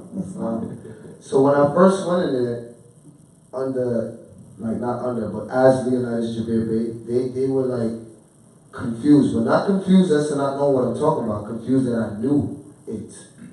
They don't know. This is blowing their minds now that we've learned this. The whole straw man thing is blowing their mind. Because only until I stood adamantly my ground and told the judge, I object. I am not that which you are referring me to. This is who I am. I am which I am. Did she start referring to me as Mr. Bay? Did all of her other little colleagues then adjust themselves to call me who I am? Before that, there was a whole discrepancy of the nom de guerre, the name being tossed around, confusing them and the judge. So the judge finally, she admitted in the courtroom, and they love to say, I'm not here to give you legal advice. So she threw this out there real quick, and she did it to help her own people because they were making asinines out of themselves, asinine remarks and like moves to get themselves in trouble, and the judge literally helped them. But I caught wind. She said, she threw it out there, she was like, well, you don't need any kind of law, any kind of legal thing to change your name, you can just do it. She just threw it out randomly in the middle of the conversation. It's called a common law name change. If you look it up, it says you don't need no judicial blah, blah, blah, nothing. Just start saying, hey, my name is this, and then that's your name. I hope everyone is understanding what's going on here. You're actually witnessing a mock trial and how you should properly move in, you know, when you're in these situations. Now I have a question, Jahmal. Are there any other treaties that you enforce besides the Treaty of Peace and Friendship? With any of this, offenses that may occur? There are other treaties, but we just focus on this one. You just focus on Treaty of Peace and Friendship? Not to say that other treaties aren't valid. It's just, this was the first one that I was introduced to. Right. So this is the one I'm enforcing. Gotcha. I know the other treaties, like the Treaty of Guadalupe Hidalgo, things like that Moors can use. but I'm focusing on this one. Okay. Yeah. Online. And we haven't even gotten to the docket line for line what the court said and what we said yet, so if you think this is more juicy, entertaining and, you know, has knowledge, wait till you see line by line with this. You have a question, though? Yes, we have, one more online. One more. One more online, and then we'll get to the audience. And then remember, we still have to get to this docket. It's gonna be short, but this is the we came with proof phase, not just stories. Right? I know I tell a good story, but the online question. Yes. Well, there's a request for the information that you're presenting. You can look this up. It's the United States District Court for the District of Massachusetts, Leonidas Jabir Bey versus David Allen Pender, the Commonwealth of Massachusetts, and others. Case number 19, so right here. Well, this is 1:19-Charlie Victor -10219 Papa Bravo Sierra. That's the case number. I'm Googleable. Yeah, you can Google him. Google me. You can also Google Jahmal Talib Abdullah versus Nick Oldfield in the First Circuit Court of Appeals, case number 19-1198. Oh yeah, sorry. Thank you. Well, this seems to be a sentiment. I guess someone say that they don't want to be disrespectful. Well, Moorish talk a good, intelligent message, but when they go to court, it does not work. So let me just talk right here. Yeah, Let me just I talk right here. want you to Because we focus. have the docket. We're gonna go over this. Let's talk in general about why some cases will not work, because to me, in my opinion, I would think it would be acquiescence to, Yes.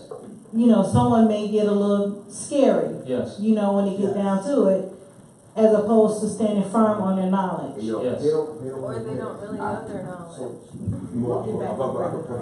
There's a question. Where are they fighting this? Well, I'm a generalize it. Because from what I noticed, and this is just from my experience, I've lost many cases. I've gone and they've already put me through the ringer. So I'm saying, for lack of knowledge, right? The book says my people are kept in captivity due to lack of knowledge. I've experienced that. You lose these cases when you go out there and you don't know how to utter. It is that simple. It is no rocket science to it. There's no chemical, plasma, anything to it. Let me add something. You gotta go up there and twist an obelisk and then the judge starts falling asleep. There's none of that stuff. There's none of that mystical, well, I went to court and I said hocus pocus and the case got dismissed. That's not how it works. I just kind of wanted to add on to what you guys were talking about with proof, and with the same question that you just kind of got, with certain things will work once you get into court. Now, I just nationalized, and I work with Brother Jabir Bey here, and we were leaving the Taco Bell we were working at, and I just started practicing, you know, my rights and everything, so I didn't get a license, I don't have nothing, I just have my ID on me, Moorish ID, so we get pulled over. Immediately after we get pulled over, obviously I'm shaking. It's my first time experiencing this face to face. It's only been maybe 5 months since I've learned what I learned. He comes up and asks the license registration and all that. I tell him I don't have it. I never had a license in my life. I don't know any of this. He asked me for my name, my name gear. I give him my national name, show him my ID. And then obviously he didn't take that in. He didn't take it, so they arrest me. Now, this is where it gets crazy, because the same thing happened to him. Now, when we got to the jailhouse where they were holding me, he said, what's your name again? He said, I said, Faraj, but he said, no, what's your name again? He said that the bail was $40, but now I didn't give him my actual name, as they're claiming, that the bail is going to, they're not going to release me. They're not going to give me any bail, so no bail, you're not going home. So I called Brother Jabir Bey and told him, I said, you guys go up there, I'm not getting built out, or should I just give my name? Now, this is when I'm getting scared because I just first started learning this. So now they're telling me that they're not even going to be able to bail me out today. I'm all the way in Keene, hours away from home. I then ended up giving them my name. I said, my name again. I said King Shem. A whole bunch of other things kind of popped up. Then they're trying to hold me. Can I ask you a question? Yes. Did you want to give that name? Definitely didn't want to give it. Was it under threat, duress, and coercion? Definitely. Null and void. So now that happened is what happened, right? They came to bail me out. They came to bail me out with silver. Right when they just bailed me out with silver, seconds later, literally seconds later, they pulled him over. They just came to bail me out, and then seconds later, after we all got in our vehicles, they pulled him over. Then they did the whole thing with them. You don't have no license, we're taking you. They take him and they're like, you know, what you're going to get, you're not getting bailed. He said, okay, I don't care, I'll sit here to the judge. We bailed him out maybe about what, 4 hours No, we later? didn't bail him No, we didn't bail him out. They dropped him off. They dropped him off at McDonald's. The cops gave him a ride from where they had Left him him at McDonald's. downtown. I've been around the block. They don't know how to keep reading. This is just a month ago. They dropped him off at I McDonald's. just read that. You read Yeah, I that? just read that. Yeah. That's why I'm like, wait, that story sounds familiar. They're not just, they can't keep a good man down. So proof really works. So it really works. I've seen it. Alright, so Can can I also add? Just This is the last thing, because I last want thing I want to to add is real quick, because the question she had was, some people go to court and it doesn't work. So, if you stand in front of a so-called judge, and you're like, blase, blase, and blase, blase, and blase, and blase, throughout the whole day, believe me, they're gonna chew you up. If you can't take this paper and fold it upside down, and say, no, this man, objection, object to that. You have yet to prove me delegation of authority, Article 3, Section 1 and 2. If you can't recite that like this, like they know you breathe this, if they smell a hint of fear or you're off your square, incompetence, they're gonna chew you up. Or they might prolong it to see how long it goes. But every time you gotta go back, threat, duress, and coercion, and make sure you study.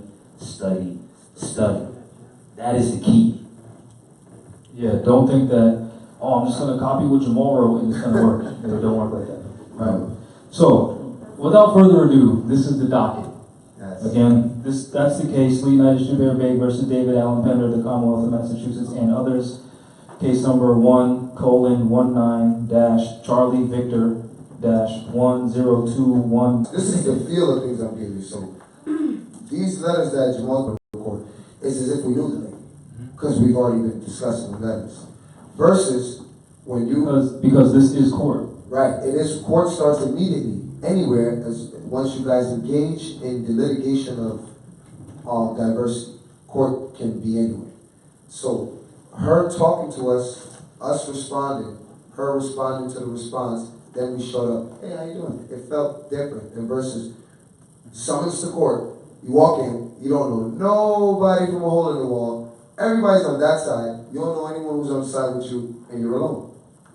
See how the playing field is different? So we kind of knew, with this we kind of get to know our enemy.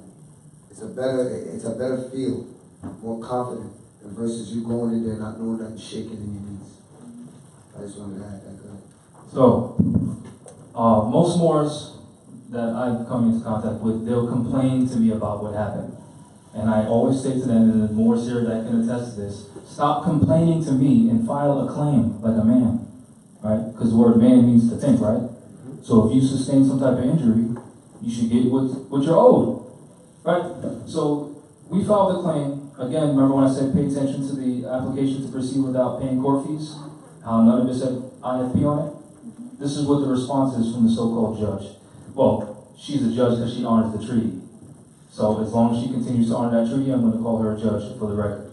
Although I know it's the de facto United States, ETC, I know all of that, but since she's playing the game, what appears to be fair right now, I'm going to give her that title. As soon as she stopped playing the game, all right, well, who are you? Right? So, this is C.J. Saris.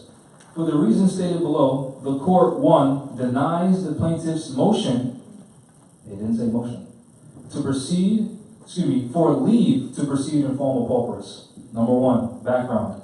On February 1st, 2019, pro se litigant Leonidas Jubert Bey, who identifies himself as a Moorish American national and a citizen of Morocco, has filed a lawsuit against the Commonwealth of Massachusetts, the City of Lowell, Massachusetts Governor Baker, and others. Now, the reason why we included the governor is because when I was part of the consulate, I wrote the notice of existence, and we notified all 50 European governors that there's Moors here, and we have a government. You're supposed to contact that government whenever you come into contact with a Moor. So they're liable because they were put on notice, although they already know. Right? We put them on notice formally with the notice of existence once we established the consulate. So they're liable. And notice how she didn't deny that he was a Moorish American. Notice how she didn't deny that he's a citizen of Morocco. Notice that they didn't deny any of that. So pay attention to everything that they write. Bey's claim appears to arise from his arrest on January 22nd, 2019 in Lowell, Massachusetts.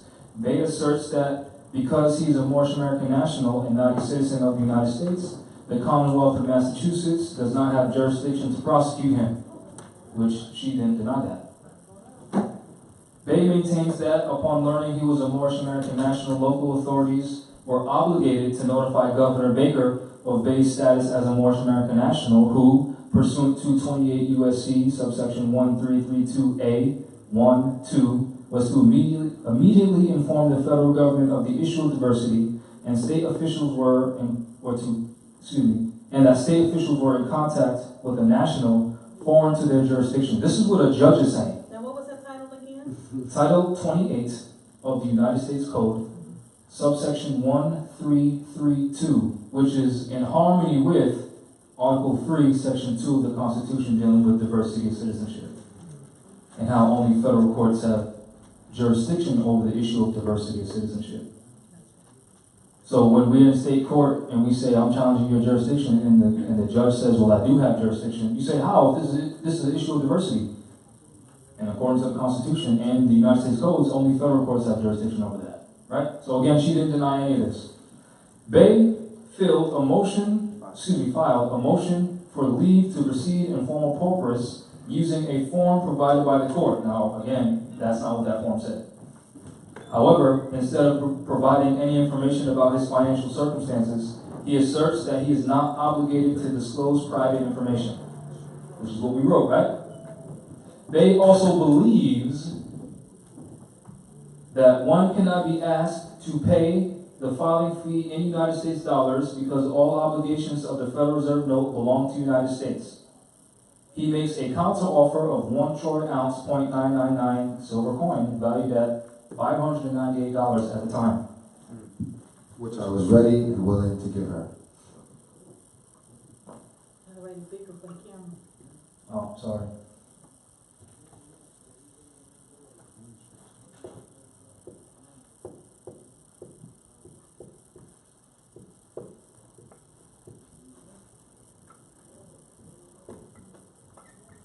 You go to usdebtclock.org, scroll down to the bottom right at precious metals, click on that, and it'll show you the real value of gold and silver.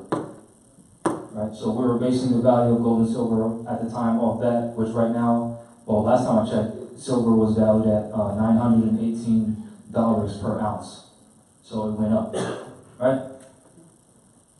Number 2, discussion.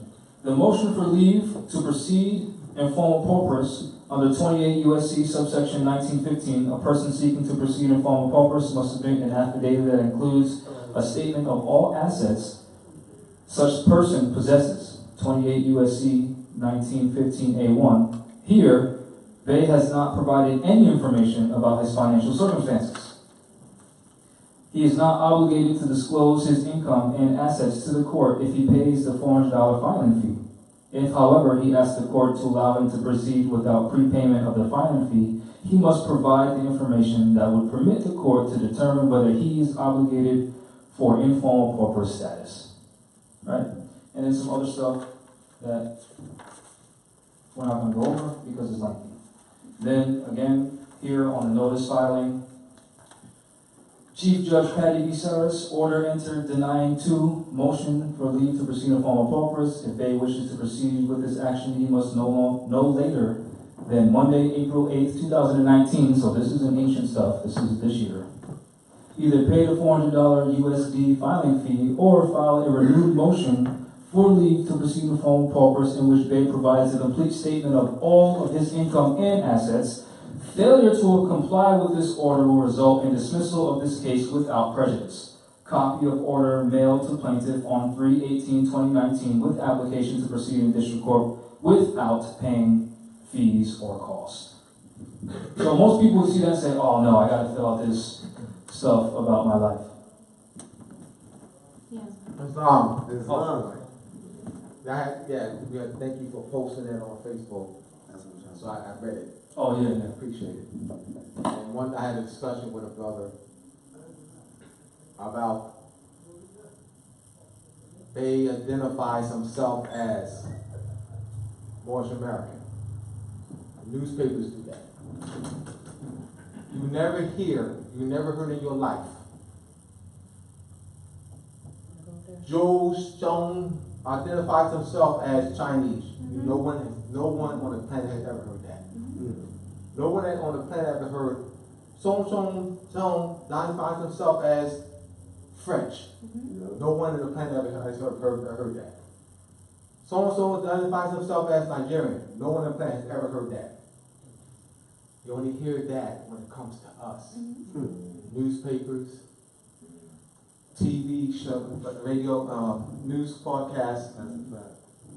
Why are they doing that? To control the narrative. All right.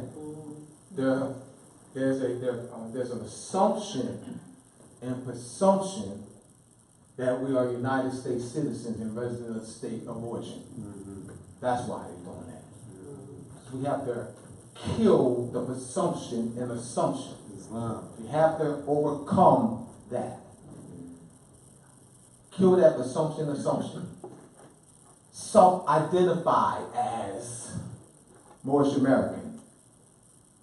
No. Self-identify. This is my ancestry, my lineage, my pedigree, consanguinity, my national origin, my descent, my parentage.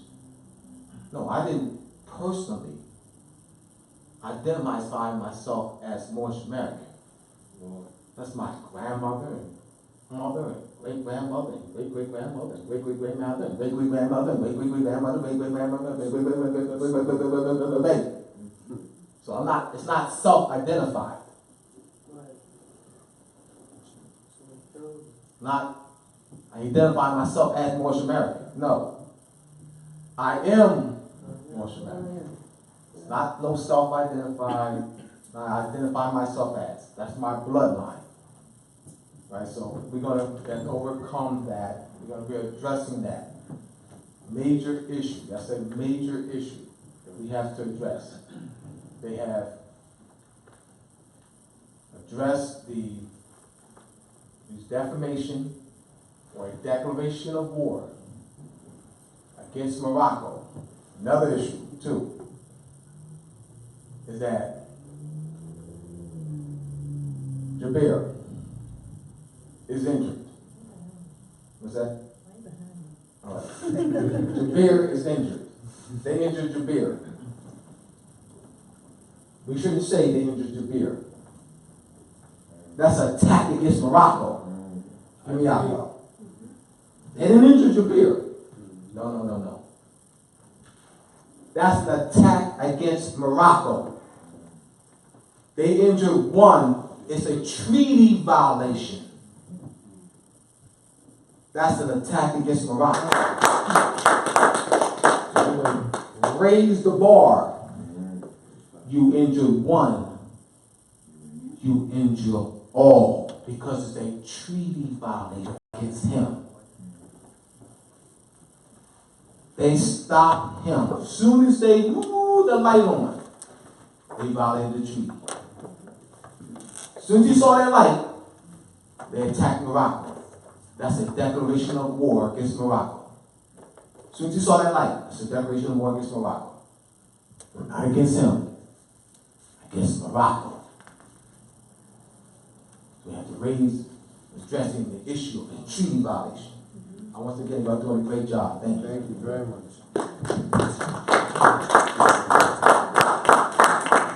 So, Give it up to him again, because I don't think people grab the severity of what he's saying. And he's really spitting real knowledge, like, if it's one, it's all of us. You understand? If one lives on this neighborhood, we should all be living in that same neighborhood, patrolling that neighborhood. That's exactly what he's saying.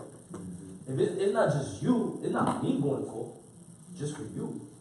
You represent a whole nation. That's what he's saying. So again, please give it up. Well up.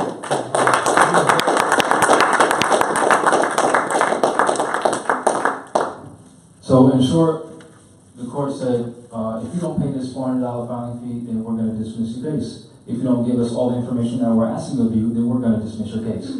So we wrote a writ of appeal to the First Circuit. This is what we wrote. Number one, in response to the order of Patty B. Saris, the acting Chief Judge of the United States District Court for the District of Massachusetts, regarding the claim that I filed with the federal court, there are several moot points that were made. One claim by Patty B. Saris was that Bay also believes that he cannot be asked to pay the filing fee in United States dollars because all obligations of the Federal Reserve note belong to the United States. It is not my belief that one cannot be asked to pay a filing fee in United States dollars. It is a fact supported by the Constitution for the United States, lowercase u, of America, Article 1, Section 10, which states, no state shall, ... make anything but gold and silver coin a tender in payment of debts. Thus, according to the Constitution and the fact that a fee and a debt are the same, no one can be asked to pay any fee or debts in United States dollars unless they agree, as USD or Federal Reserve notes are not backed by gold or silver coin in accordance with the Constitution set at Article 1, Section 8, as well as the fact that United States Code, Title 12, subsection 411, states that the obligation of said notes belong to the United States. See copy of certified documents from the Library of Congress attached, which I have them here with me, if you want to take pictures of the certified documents from the Library of Congress. You said Title 12, 411? Yes, Title 12, subsection 411 of the United States Code. Since the United States dollar, aka USD caps, aka Federal Reserve note, aka fiat, aka commercial paper is not backed by anything of value, the Supreme Court Justice in the United States Supreme Court case, Don E. Williams Company versus the IRS Commissioner, which I had that certified from the Library of Congress as well, argued December 8th, 1967, decided February 22nd, 1977, stated that a promissory note cannot be properly equated with a check, since a note, even when payable on demand and fully secured, is still only a promise to pay. If you can prove case law contrary to these facts, then it becomes obvious that a fee cannot be paid with a promissory note, which voids all logic. So if you can provide case law to the contrary, it voids all logic, because you can't, right? Which, when you deal with res judicata and stare decisis, you're dealing with Article 4, Section 1 of the Constitution, which states that full faith and credit shall be granted to the United States, and leave to proceed in formal paupers. No such motion was made. I filled out the court's application to proceed in district court without paying filing fees, and nowhere on said document have I listed myself as a poor person, prisoner, or pauper. In fact, it was demanded to proceed pro bono, pursuant to and in accord with the Don E. Williams Commissioner versus the Don E. Williams Company versus the IRS Commissioner case, the Clearfield Trust Company versus the United States case, and as stated in the United States versus the National Exchange Bank, where it is stated that the United States as drawee of commercial paper stands in no different light than any other drawee. Meaning, if I create an IOU, I'm responsible for that IOU, no one else. So since the United States Treasurer's signature is on that Federal Reserve note, they're responsible for that debt, not you, which we already established in 12 U.S.C. 411. Right? Meaning, since the Treasury prints the USD for the Federal Reserve Bank being private, the bank and its members are the only persons responsible with the debts, fees, and promises associated therewith.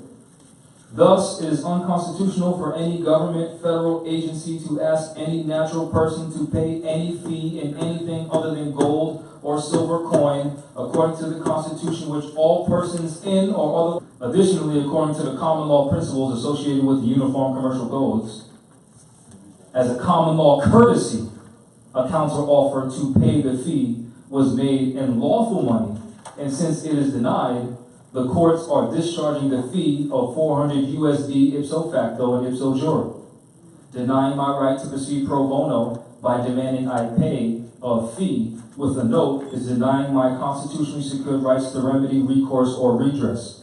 Moreover, to support the fact that USD, aka Federal Reserve notes, etc., have no value, all one has to do is research the proposed bill on Congress.gov, House Resolution 5404, the House of Representatives, which I quoted, which I'm going to read, and I also have that from the Library of Congress here if you want to look at it. March 22nd, 2018, Congress finds the following. Number one, the United States dollar has lost 30% of its purchasing power since the year 2000 and 96% of its purchasing power since the end of the gold standard in 1913. Number six, the American economy needs a stable dollar, fixed exchange rates, and money supply controlled by the market, meaning the people, and not the government, meaning the oligarchs. Right? Number seven, the gold standard puts control of the money supply with the market instead of the Federal Reserve, meaning the people instead of the private bankers. Right? Which the Vice President of Venezuela spoke at the United Nations saying that the United States is using a new form of terrorism, using banks instead of bombs. Right? Number eight, the gold standard means legal tender defined by and convertible into a certain quantity of gold. Number 11, the Federal Reserve's trickle-down policy of expanding the money supply with no demand for it has enriched the owners of financial assets, but endangered the jobs, wages, and savings of blue-collar workers. Now, remember, this is Congress saying this. Congress said that, right?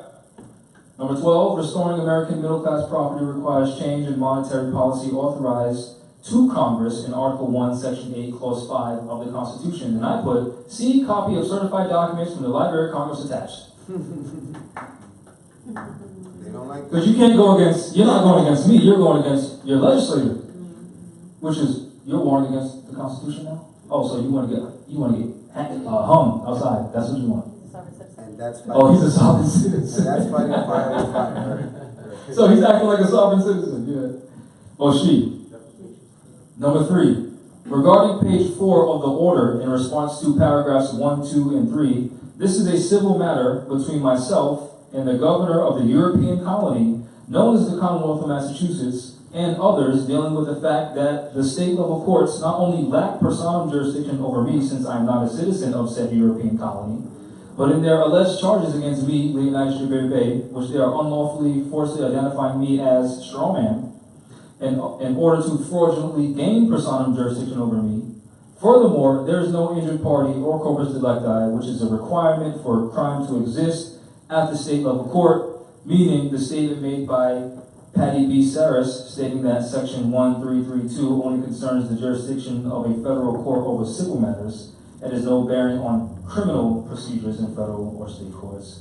Thus, to the extent that base claims that the defendant violated his right under 1332, his claim fails because 1332 converts the court's subject matter jurisdiction, not substantive rights of litigation, is moot. Right? Because she's saying that we based our claim off of that. That doesn't give us any rights. We're just showing you how you have jurisdiction. That's all we're doing. So see how she's trying to play us, right? Okay, you got the wrong voice. We got a question. Oh, I just wanted to know. Turn the mic on. Here we go. Islam. I just wanted to know the title of what you were just saying. Was it the proposed bill? Yes, House Resolution, so HR 5404. I'll just write a few of them. HR 5404. That deals with the fact that the United States dollar has lost 96% of its value, meaning it's only worth paper and ink. That's it. And then House Resolution 25, Fair Tax Act of 2019. It was entered into the floor of Congress, of the 116th Congress, the day that they took their oath to the Republic. The very day that they took their oath as the 116th Congress, they brought forth the House Resolution 25, which has been argued since 2009, dealing with dissolving the IRS, the federal income tax, and admitting that it destroys jobs, families, etc., which I have that certified from the Library of Congress as well. Right? Then I put C. Scherer versus Cullen. In order for a crime to exist, there must be an inter-party corpus delicti. Title 28, subsection 1332 was being referenced to invoke the federal court's jurisdiction in regards to my claim and to the fact that I am not a citizen of the United States nor the several states, but a Native American, Aboriginal, and Indigenous Moor, meaning the issue of diversity is primary. It was also referenced to show how the state level courts are violating Article 3 of the Constitution and Title 28, subsection 1332 of the United States Codes. It did not imply that Title 28, subsection 1332 granted me any rights. The statement was made to support my pre-existing rights and the fact that since I'm a Moorish American and since states such as the colony of Massachusetts lack jurisdiction related to treaties and the citizens of the respective nations, the proper jurisdiction is federal court. So you see how we're sunning them with intelligence? Church. So you can use all that anger that you have and just put it into words, intelligent words, right? Then, in conclusion, Patty B, which on the original Facebook of Rise of the Moors, we had a live video where I literally was writing this in front of all of y'all. Oh, you still have the video? Great. So y'all can see I was in pajamas at the temple writing this, like taking notes, like, regular schmegular, right? Because I got the letter back and I was like, what? She says it. We just broke it down.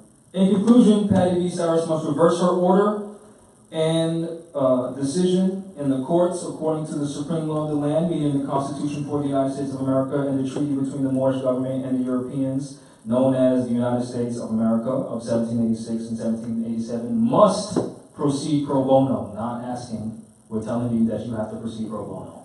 Under penalty of perjury, I, Leon Shabir Bey, under penalty of perjury and prosecution from the Moorish nation, meaning y'all, do declare and state for the record to the best of my ability that all claims and statements made in this affidavit are true, factually based, and not made for, nor intended to be used for fraud, misrepresentation, misprision, nor usurpation, are free Moorish American national and citizen of the free national government of Morocco. I am, signed, Leon Shabir Bey, in honor of my Moabite ancestors to time immemorial, exercising the divine and common law right to just post-limity, which means to be restored to the status as if you never lost it. In accordance with the high principles of love, truth, peace, freedom, and justice, we put the Moorish date, the Gregorian calendar date, and then I signed as consul, Grand Street, Jahmal Bey, pursuant to the proceedings and debates of the 90th Congress, First Session, Volume 113, Part 12, June 12, 1967. The 14th Amendment is unconstitutional, and those Moors branded as black, Negro, Latino, African American, West Indian, etc., are not and cannot be citizens of what is known as the United States of America Minor, nor the several states, which are European colonies authorized to do business here freely on North American soil by the various Moorish sultans dating back to the 1600s and the establishment of the first European colony by authorization of the Moorish sultan. This is what we sent to the courts. That's how you're supposed to shoot. This is what she said. July 1st, 2019. Upon review of the plaintiff's renewed motion for leave to proceed in form of pauperis and his response to the court's order, the court orders as follows: the motion for leave to proceed in form of pauperis is granted. Any questions? They still keeping up their fraud. They say mistakes. Yeah, but this is why we came to you. So when you go to Pacer and you get the docket, you can get the documents and actually see what we said and see what they said. Because of course they're going to save face and say, yeah, you can proceed in form of pauperis, but that's not what we said, is it? No. Which, this is why competent Moors need to be in these venues, because if you go to caselaw.findlaw.com, right, and you type in under the control search Moor, you'll see several incompetent Moors have been to the federal court and they'll claim, I'm a Moorish American, I'm a sovereign citizen, the Treaty of Morocco, well, I'm a citizen of the state. So now there's nothing but incompetency on the record as it relates to Moors. This corrects that. Yes? Just gonna say, what did we see the other day? How they had themselves up at the Oh. So what she's referring to is we offer legal consultation to Moors, and we see a lot of the mistakes that our people are making. One had the defendant as fiat. He listed himself Yeah. as the defendant and listed him. What? He listed himself as the defendant and listed 375 Federal Reserve notes as the defendant name. Also, the car that was taken from him with the VIN number that belonged to this person, but he never even inserted his free national name into it. And he was also the defendant again, even though he was the claimant. So after the so-called judge, the judge, that she's respecting the Constitution, after she ordered accepted the pro bono, but called it IFP to save face, right? Because you understand that what that does to them if they say pro bono, right? Well, you can still use this as res judicata. Well, according to the United States of Bay, the federal judge, Patty V. Saris, accepted his application to proceed without paying filing fees, and he didn't fill out any financial statements. So now Moore's got res judicata. You see how important this is? Right? So after she accepted our pro bono, just so you know, if you don't, if you apply for the IFP forms, the marshals issue the summons to the defendant instead of you having to pay someone to do it. So they did that. So this is the summons to the cop, David Alpender, who beats his wife and beats 16-year-olds and sexually harasses his co-workers, to come to federal court to face the Moors. That's the actual summons. Yeah, this is the summons, but so pretty much a warrant for his arrest. So the next court date that we have,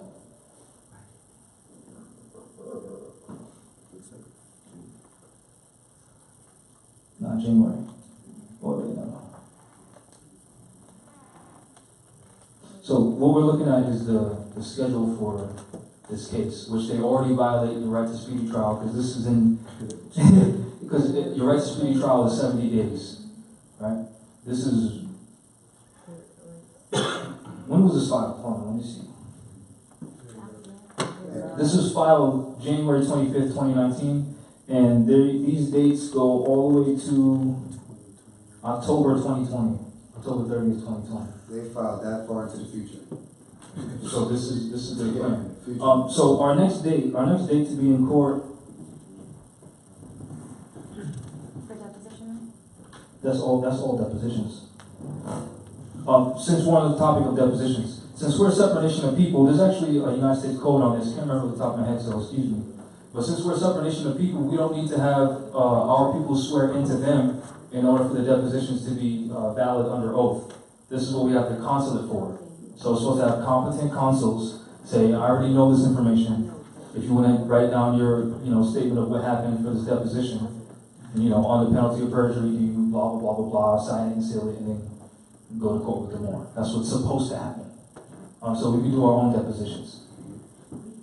I just want to, for the record, I just want to point something out. This is the affairs of men.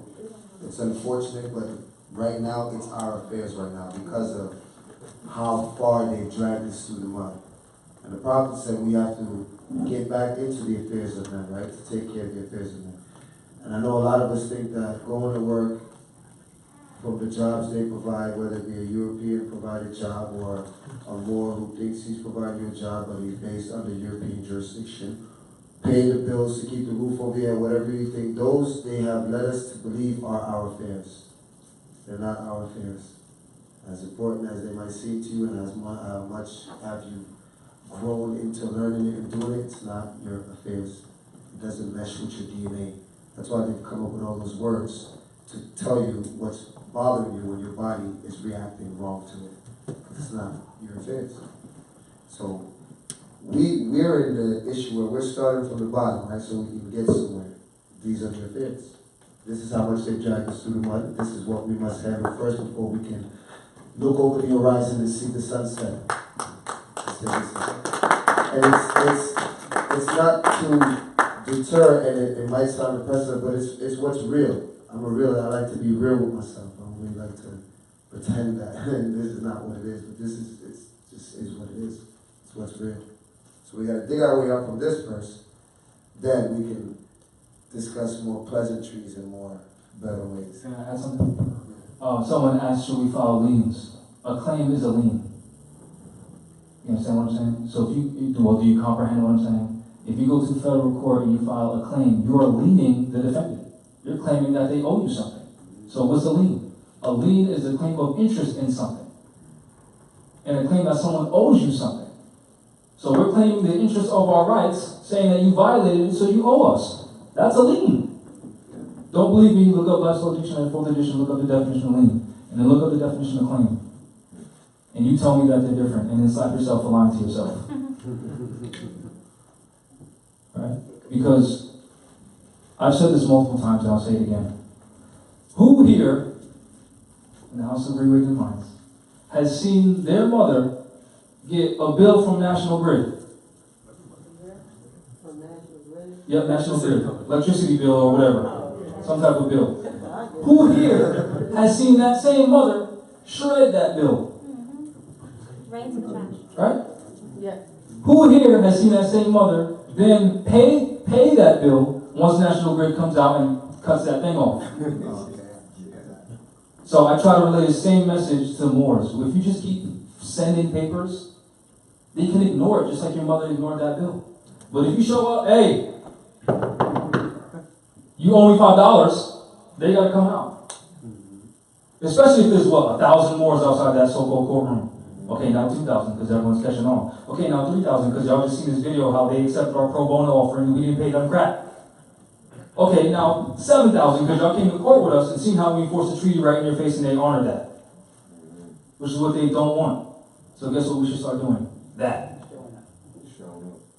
Which again, that's dealing with enumerated paragraph 3 of the Moorish American Consulate Commission papers.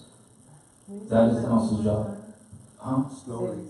Which part? Write it down. The whole thing. Oh, it's the Moorish Council, The Moorish American Consulate on their commission papers for the viziers, all of them get commission papers.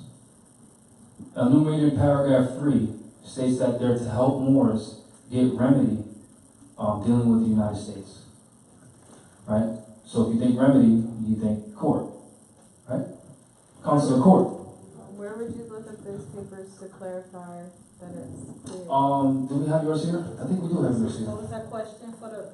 Where do we find the papers stating that for the Moorish American Consulate on the commission papers? We didn't bring them with us. I didn't bring mine with me either. But if you speak to anyone who claims to be part of the consulate, ask them for the commission papers, which is public information. They're supposed to let you see it, just like the judge's oath. You'll read it and you'll see that. Yeah. So again, when we go to federal court, that then becomes international court, because the word international means amongst nations. We're a separate nation. They're a quasi-nation. They're a separate nation. So it's amongst nations. And it's consular court once consuls are present and the treaties being enforced according to Article 3 of the Constitution and Article 6 of the Constitution, as well as Article 20 and 21 of the Treaty of Peace and Friendship. So you get that, right? So when Moors say, well, where's the government? Well, look at a mirror. When the Moors say, well, how come the government's not doing this? Well, why are you still sitting on the couch on Facebook commenting what other Moors aren't doing?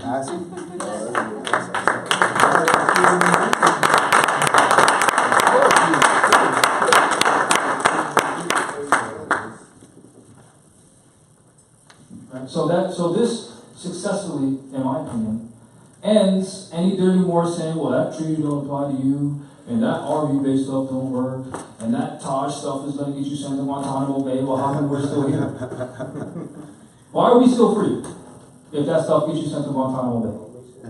Now, I'm not calling that energy. I'm just saying, why are we allowing these dirty Moors to get away with saying stuff like that? Well, that's sovereign citizen stuff. Well, this judge didn't say that. She said, okay, we're going to accept your motion to proceed in form of pauperous, even though that's not what we sent. And if it is sovereign citizen stuff, show something to the contrary. Yeah. Show us what works then. If this don't work, when I have the docket to show you, and feel free to come take pictures of everything that's up here to show your friends in the dirty Moors. Yes.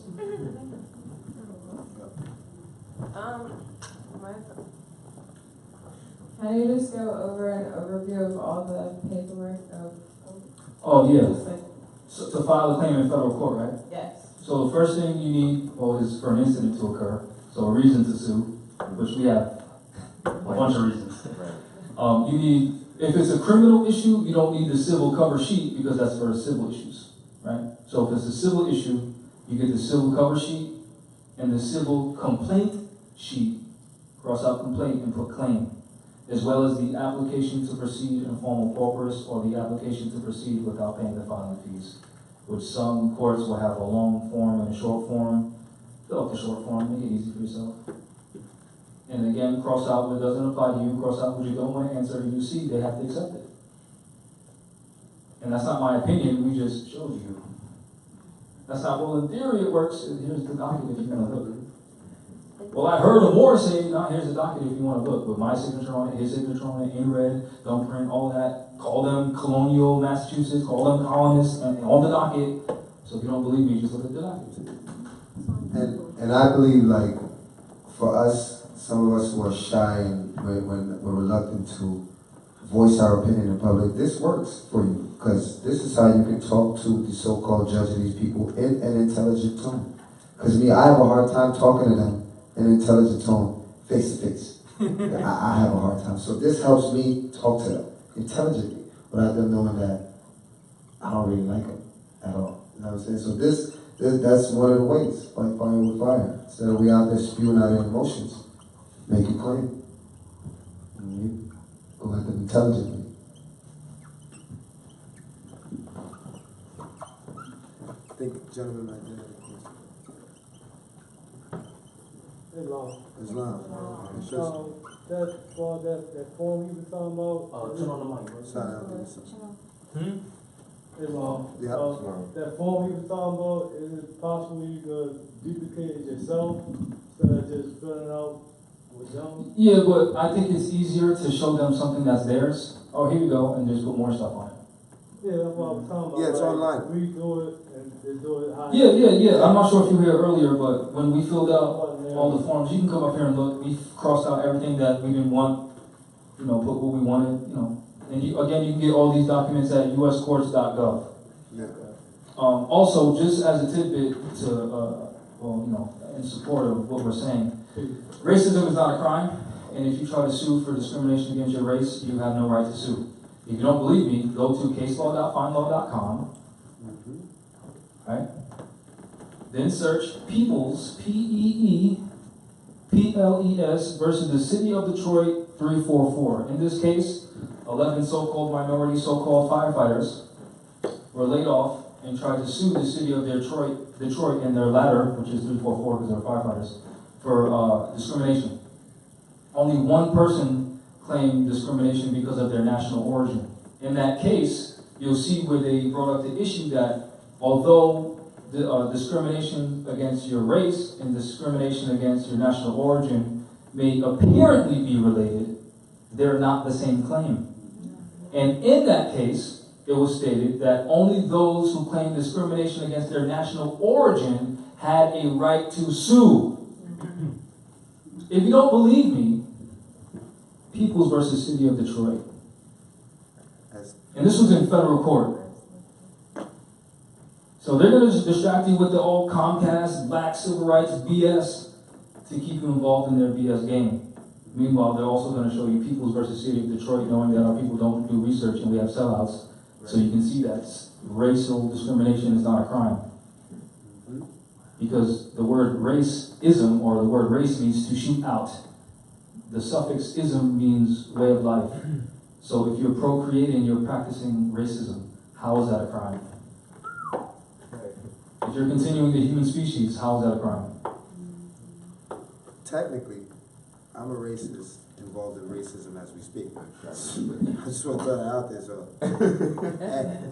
So on here, it doesn't really have the next court date, but I'll read some of the things. Somewhere in June or Pursuant to the court's notice of scheduling conference in Rule 16D of the local rules of the United States District Court for the District of Massachusetts, the defendant's joint statement as follows: automatic document disclosure to be compelled before December 31st, 2019. Amendments or supplements to the pleadings are to be filed by January 31st, 2020. Written discovery requests are to be filed by February 28th, 2020. All depositions are to be concluded by June 30th, 2020. The defendant intends on taking 2 depositions. Discovery is to be completed by August 31st, 2020. Motions for summary judgment are to be filed by September 30th, 2020, with responses, oppositions, or cross motions by October 30th, 2020. And that's basically it as far as dates. But best believe, when we get another date, we're going public to let y'all know. So if you would like to support your people, show up, get in with your Moorish ID, so you can just dead the argument of, oh, that stuff don't work. Watch us enforce the treaty, so you can just dead that argument that don't work. And come enjoy the show. Because it is a show. Oh yeah, it is. It's an act. A lot of these things, the act of 1770 this, the act of this, and the act of that. So it boils down to who can act better. Right? Everything's Hollywood.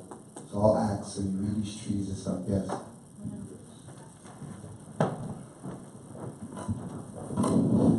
Yeah, I wanted to know, first thing, is it case law, even though y'all didn't settle the case? Yeah. Yes, because she decided to accept our writ to proceed pro bono. That was a decision. You understand what I'm saying? So you can say, again, in the United States of Bay versus the Commonwealth of Massachusetts, Judge Patty B. Saris accepted Mr. Bay's writ of appeal when he stated that you can't ask me to pay anything or disclose any of my private information because of the Fourth Amendment. And then you can look like they do, see the United States of Bay versus the Commonwealth of Massachusetts. As well as that. Yeah, and that verifies that he's a Moorish national. Yeah. They never denied anything. They never denied that he was a Moor. They never denied that you can't pay a fee in Federal Reserve notes. They didn't deny anything. Which our people deny it. Right? And they try to say that's not real. But if a so-called judge is not denying it, what does that tell you? Because they can't deny it, because we kept saying, see attached document from the Library of Congress. So now it's it would be the judicial branch arguing against their legislative branch, so okay, let's watch this battle. And now what we have them doing is working for free, although there's no money. But now they gotta waste their time and energy. Okay, now the shoe's on the other foot. And we're going to keep suing them, and keep suing them, and keep suing them. Also, if you go to nhpr.org, which is New Hampshire Public Radio, you'll see an interview. You'll see an interview with me and some European guy. What's his name? Todd? Yeah, my boy Todd. He did an honest report. In New Hampshire, and you'll see in the report, he asked me, well, how do you feel about the Southern Poverty Law Center, or whatever that they are, calling you guys extremists? I said, well, how are we extreme if we're telling our people to handle issues in court? And the full quote was, if that makes us extreme, that means the whole federal government is extreme too, because they're allowing it. That part wasn't in there, but that was the full extent of my quote. You had a part 2 on that? I'm sorry, say again? Was there a part 2 on that video? A part 2 of what video? The one you just talking about. Oh no, there was he called me. It was like a 30-minute conversation, but he made it, it's an article. Oh, okay. Yeah, it's an But is it a article. part 2 on the radio video? Oh, the one in Boston? If you go to our Facebook, the link is there. We're gonna be there, no, that's the full video, but we're gonna be back on that radio station January 6th. The YouTube clip, the YouTube clip is only about 30 minutes, but if you go on our Facebook page, this is our 3rd Facebook page right now. Rise of the Moors, Rise of the Moors. The full link is on there for the full video. Fast forward about 25 minutes in, and you'll find the full interview that I did. Thank you. You're welcome. Yeah, and also, this guy Todd, part of the New Hampshire Public Radio, he even quoted me by saying, I bet this was the talk of the town because nothing really happens here, and that was their like #1 article. Yeah, go ahead. Question. Yes. I know the other incident happened when I went to bail somebody out or to go get them. Yeah. And did they take the cars? Yeah. Oh, yeah. That's what we're suing them, yeah. Did y'all get them back? No, we're suing them. We're in the process of suing them, yeah. They created their own ridiculous kind of things for us to get the vehicles back. They created some sort of ridiculous wall of fiat for us to try to get it. Instead of doing that, we're just gonna sue the business right from under their feet. Ain't that a clear treaty violation, right? Yeah. Oh yeah, And they of course. recognizing that you're Moorish, so. Yeah, of course. But that's why we have to enforce it. Because what Moors do is they say, oh, the Europeans did this to me. They did this to me. And then we'll have conscious community groups about what the Europeans did and we won't do anything. I'm dead serious. I'm serious. It's part of our problem. I literally had a panel of woke consciousness, whatever, and we did nothing. Right. We accomplished absolutely nothing. So, Moors, start suing. And it's not that hard. No one taught me how to do this. I studied at the House of Reawakening Minds. I thought I knew something, so I put it to the test. And look at the results. So if you really claim to believe what you know, then show the Moors that you are what you say you are. That's With the docket, not, well, I knew a guy who told some other guy that, fiat's not real money. Well, that's what I did when we first went to find this guy, because we saw the YouTube videos, like, oh, we don't believe in this stuff. So we went and found him, studied with him for a while and everything, and I was like, all right, it's all fine and dandy, sitting in the room talking about it forever. Me, I'm the type that I need to know if it's real. So I had to go out and try it. So I kind of blew the stop sign on, my own accord type thing, but I just needed to know. That's just me. I'm not saying no, I'm not, don't. Caveat emptor, exactly. Caveat emptor. Don't do anything to don't try it. But only until I took what the Moors said to the battleground and literally saw if the weapon was as they say it is, with my own capacity. He wasn't there, no one was there, all by myself. But I mustered up the courage within myself to yield the weapon. And it worked. Then I went back to him like, yo, keep this. Smacked one out the park. From that to another one, from that to another one. That's just how we did it. Islam. This article can be found on my Facebook page, Abdullah Bey, also illustrious Jahmal Bey. All right. This is a report from the Regional Organized Crime Information Center Special Research Report, Moorish Nation, Sovereign Citizen Movement. This report was distributed to all police departments all over the country under the Sit down, please. Sit down. under the funding, guidance, and leadership of the Attorney General's office. This report distributed. This Regional Organized Crime Information Center is not responsible. The Attorney General is. The Attorney General is responsible. Because it was under, this report should have never went out. Under this is a 2009.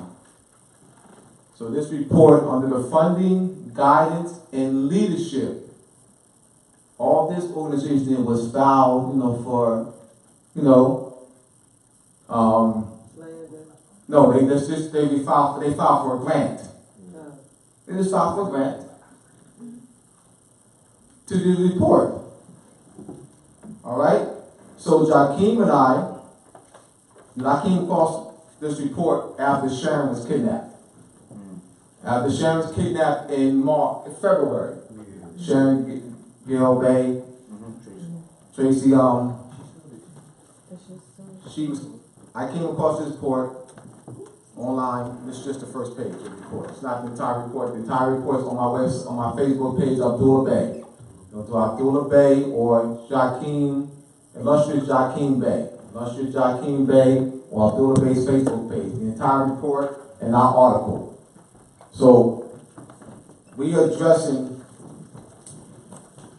this report as a treaty violation.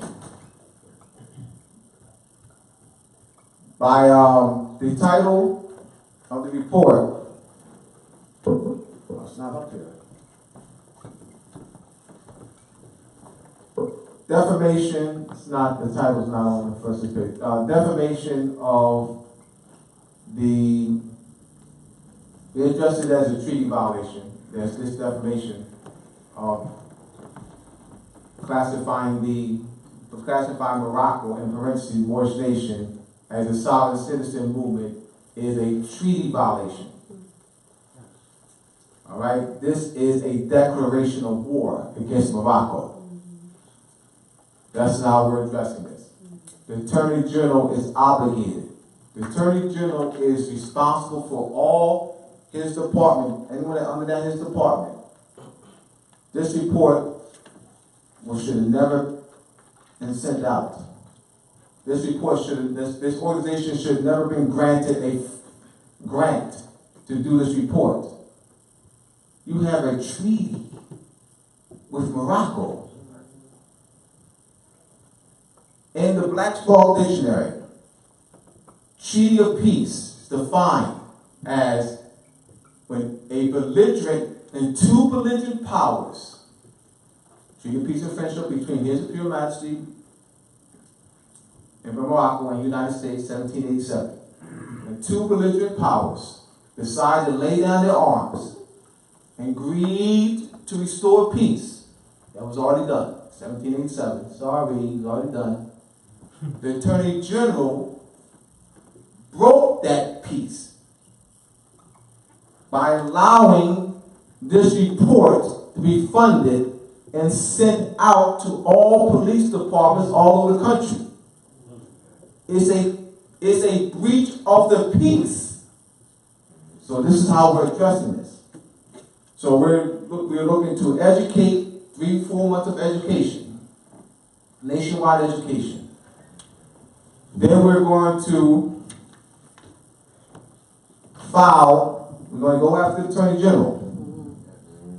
All right?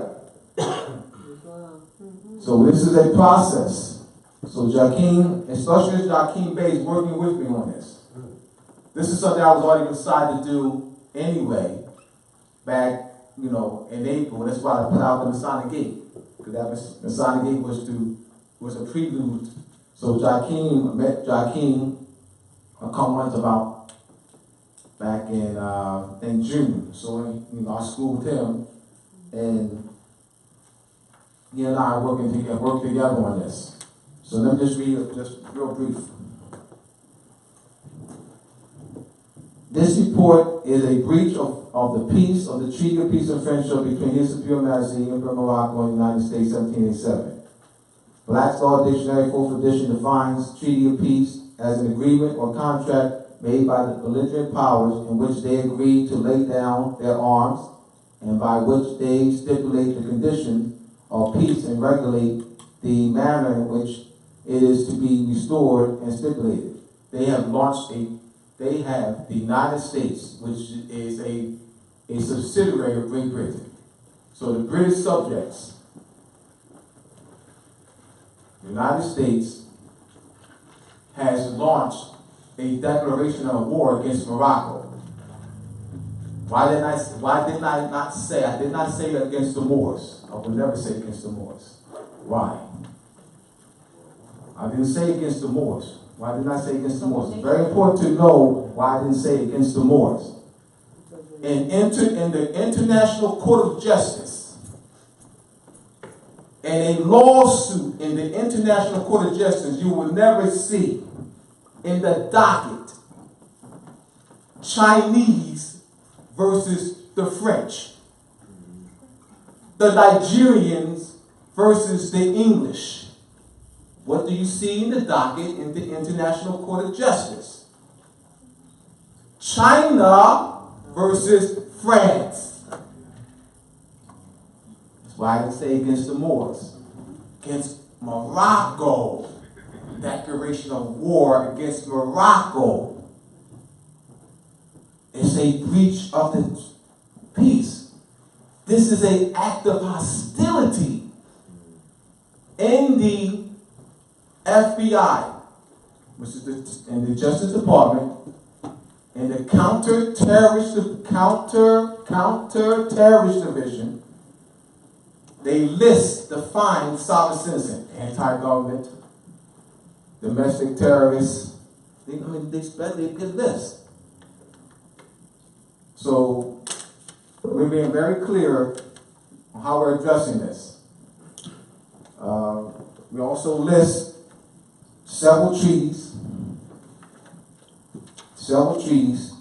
J Treaty, 1795. J Treaty, 1795, between Morocco and between Great Britain and the United States. Article 4 of the J Treaty states that those like Indians' rights to navigation, is to be, and all their rights to land is to be preserved.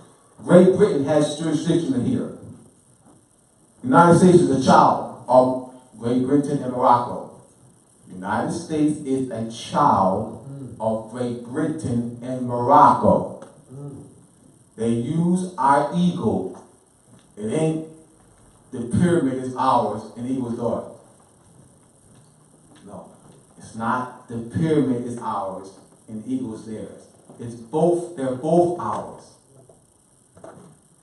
In the Air Corps Constitution, I'm giving references. I won't just come out my butt and say nothing. In the Air Corps Constitution, I forget what article, Tamara may know, reference the eagle, built with divine providence. The eagle is ours, as well as the pyramid. United States, under our authority, is parading all over the world and has set up consulates showing our eagle. Consulate build consulates, embassies, and right in front of the building there's our eagle. That's ours. Spy centers. That's our seal. That's our seal. I'm being clear so we can claim our stuff. That's our seal. From this day forth, never say the pyramid is ours and the eagle is theirs. They're both ours, and they both have the same meaning. Please. Quick question. What was that article of the J Treaty? Article 4 of the J Treaty. Just other treaties. Real quick before I get off. That we have here. The J Treaty, 1795. Treaty with the Lenape Moors and the United States, 1778. Bay of Tripoli and United States Treaty of Peace and Friendship, 1796. The Treaty of Ghent, 1814. That's between Morocco, between Great Britain and the United States. The General Treaty between Morocco and Great Britain, 1856. The Day of Algiers Treaty of Peace and Amity, signed November 4th, 1796. The right of protection of Morocco, ratified by the United States, May 10th, 1881.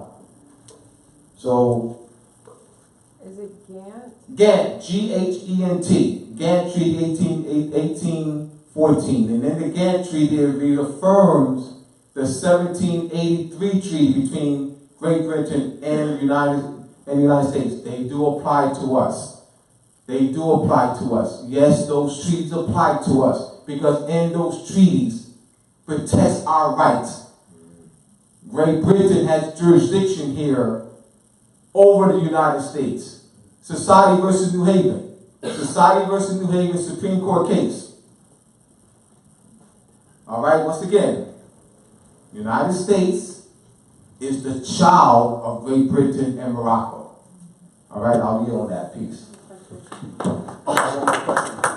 Can I just add something to that?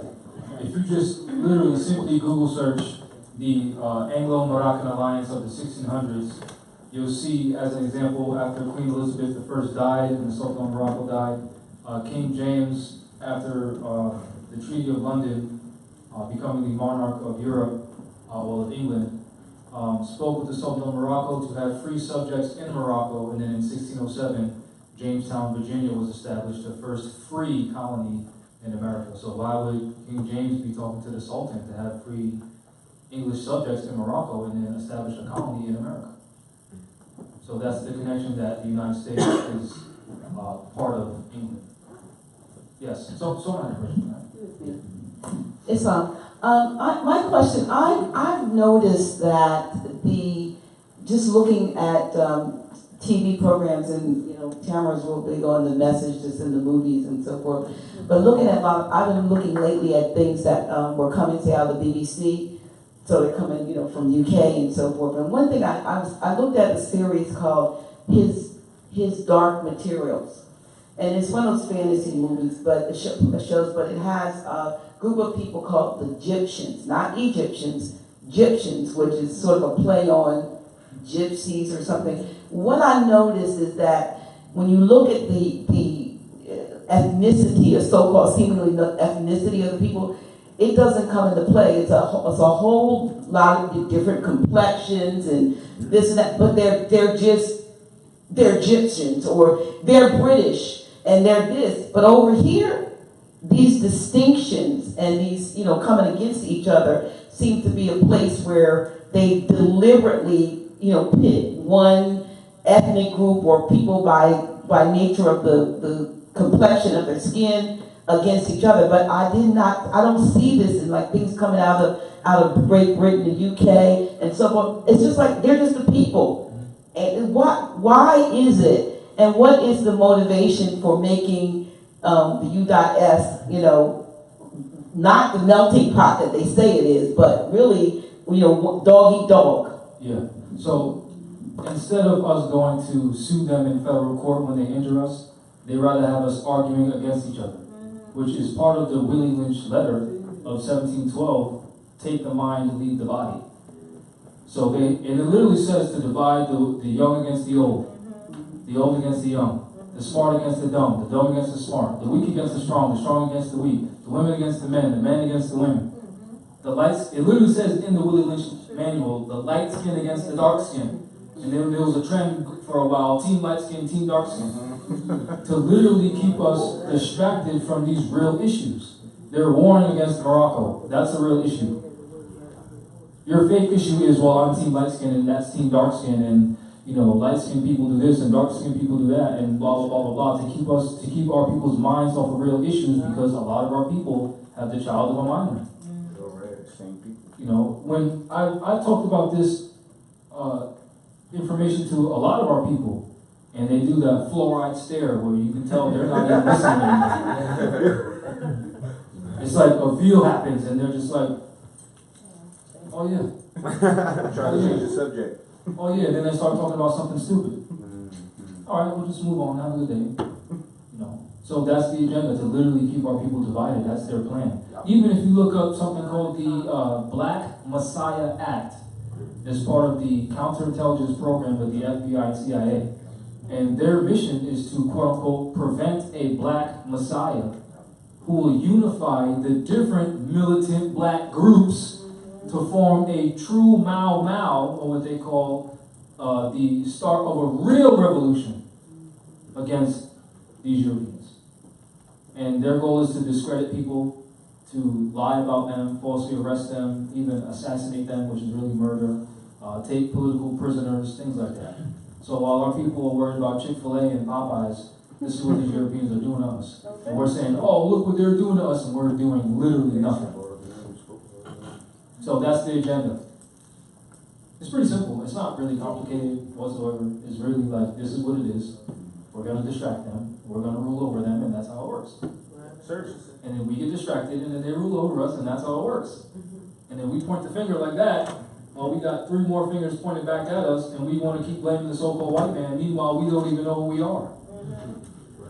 And then we want to claim to be men, and, well, I'm a real nigger. Yes, you are. With the ER at the end, not the A and the AH. You're a nigger.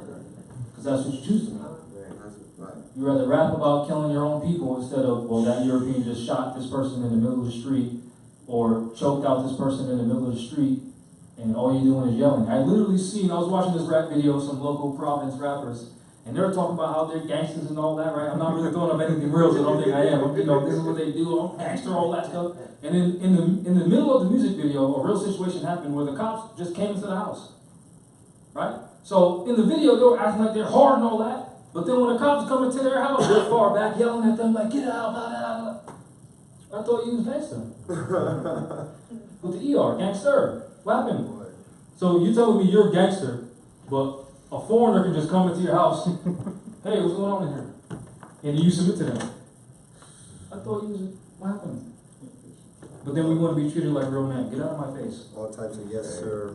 That's why when Moorish say anything about this information or about me and me being in jail for whatever, and I got a son somewhere, I'm like, okay, I'll continue to help or get cases dismissed.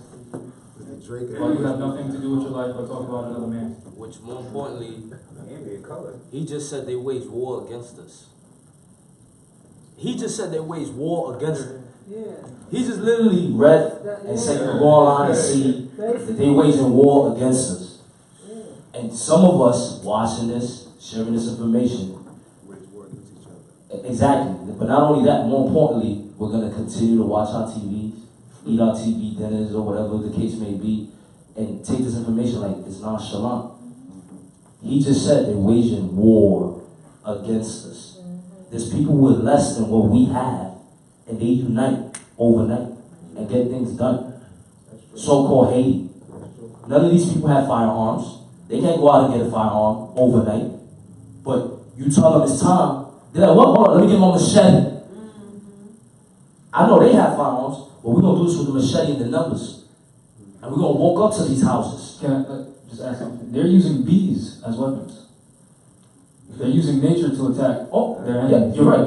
Right now, China is protesting that China's trying to become a democracy or continue the democracy. And they're putting up cameras everywhere. But you know what the Chinese people are doing? Spray painting them. They'll cover everybody up so that they don't find out who's doing it. They protecting each other. With no guns. They throwing rocks and making Molotov cocktails with things you could buy in a liquor store. Paintball guns? Like, no, seriously, like laser. We're going to distract their eyes with a laser at night because it messes with the eyes. These are the tools they're using. These are the tools they're using to actually enforce and get things done. You know, because it's important for us to not just always talk, to actually show up when they take one of our people. Can I just add? Don't get it twisted. We be in court and our hearts are like this. All day. Scared. But there's a difference between being afraid, which is natural, and being in fear, which is unnatural. Being afraid is your human instinct for survival. We're there because we have no other choice but to be there. I was in court 2 days ago.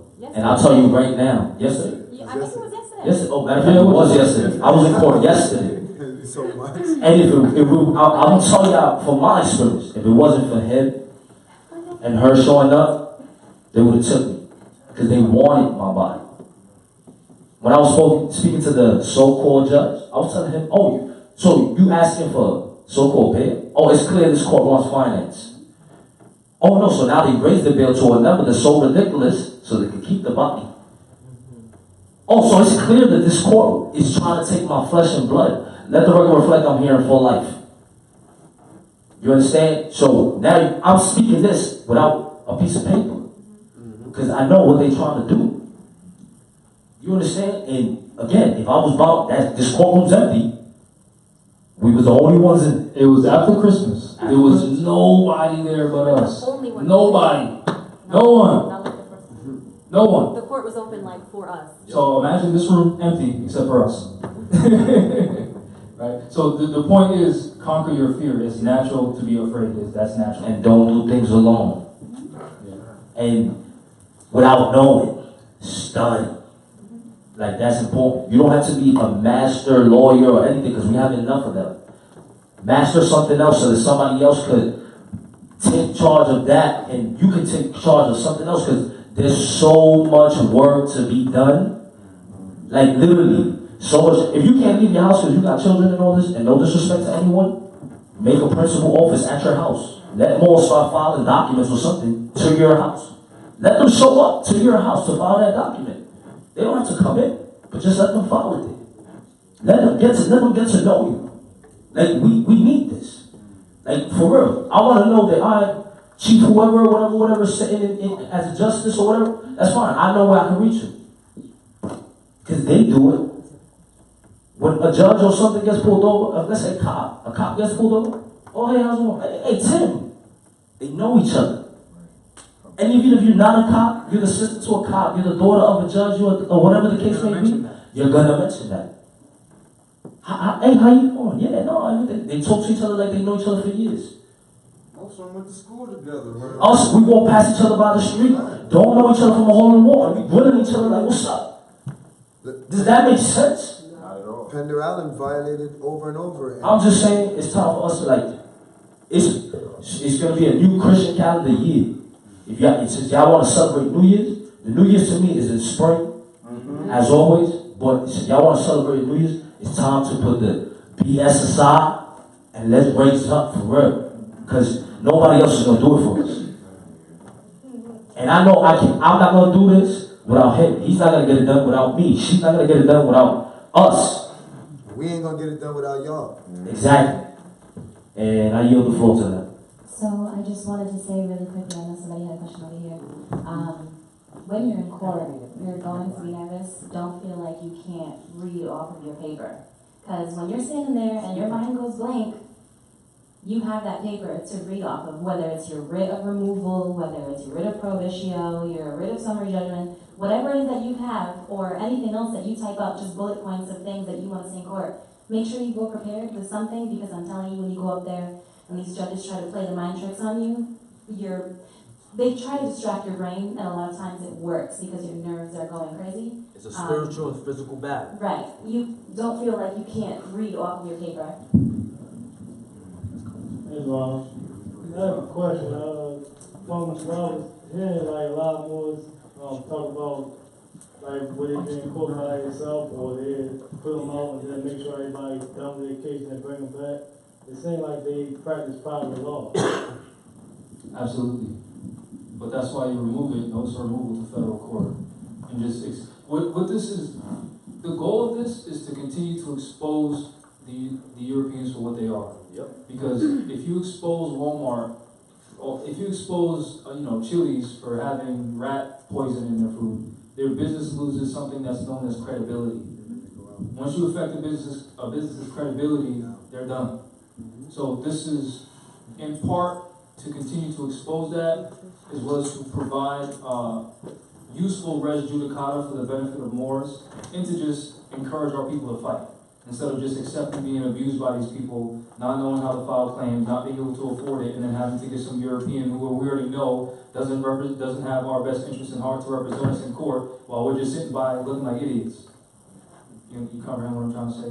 Yeah. This is just a small, minuscule, if you ask me, beginning of our actual rise as a people, if you ask me, because we still got a whole free national constitutional convention to, to do and actually elect a sultan according to, the one-on-ones by the prophet. Okay? We got a question. Here's a question online from Anthony Lynn Antonio. He says, how in the world does, and he has in quote, Great Britain have jurisdiction over us as Moors here or the USA? He says the treaty. That's not what he said. This is what he's saying? No, but that's not what Abdullah said. Oh, but I'm just going to read what he says so you clarify it. Right. He says the Treaty of 1783 recognized the modern Europeans' freedoms to exist as a U.S.A. republic, which they declared in 1776. Can those statements please be qualified? Okay, number one, you were not paying attention because that's not what he said. He said the United States is the child of Great Britain and Morocco. That's what he said. He never said Great Britain had jurisdiction over the Moors. That's right. So you were not paying attention. You probably just heard what you wanted to hear, which, if this was the Marines, you would have to push.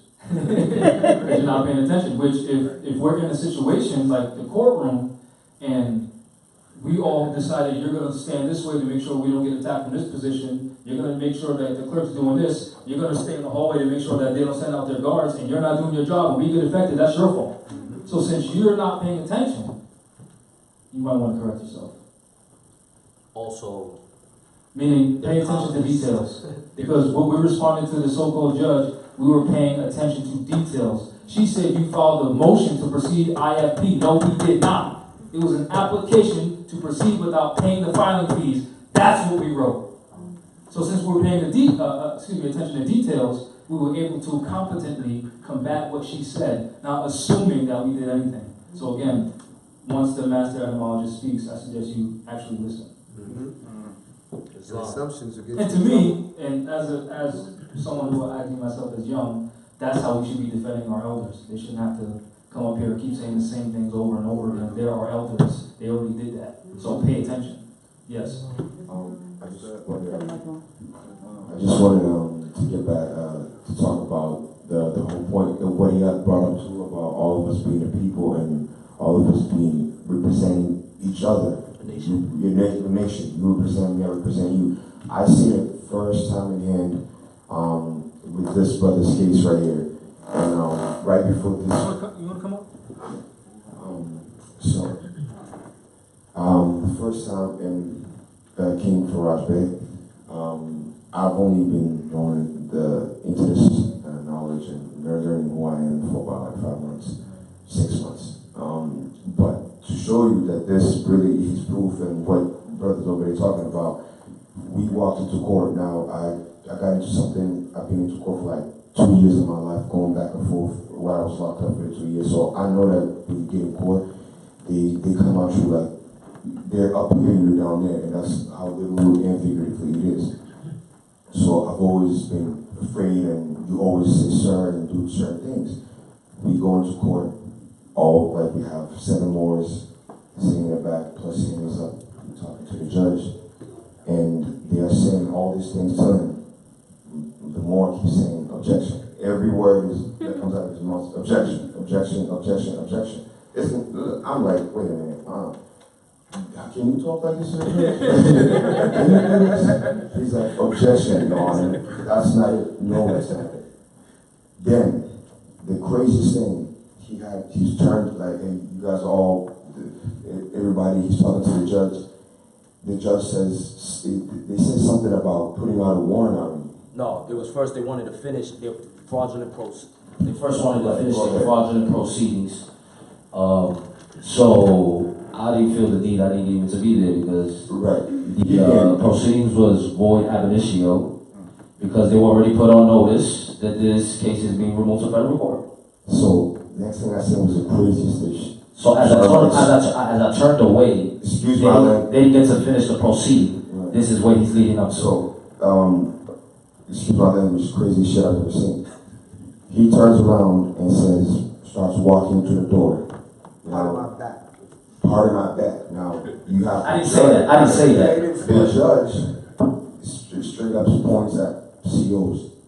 Everybody, COs, the disruption on their side, the whole disruption. COs get up, they walk up to him. As they walk up to him, the fellow Moore says, very loud and clear, I feel unsafe.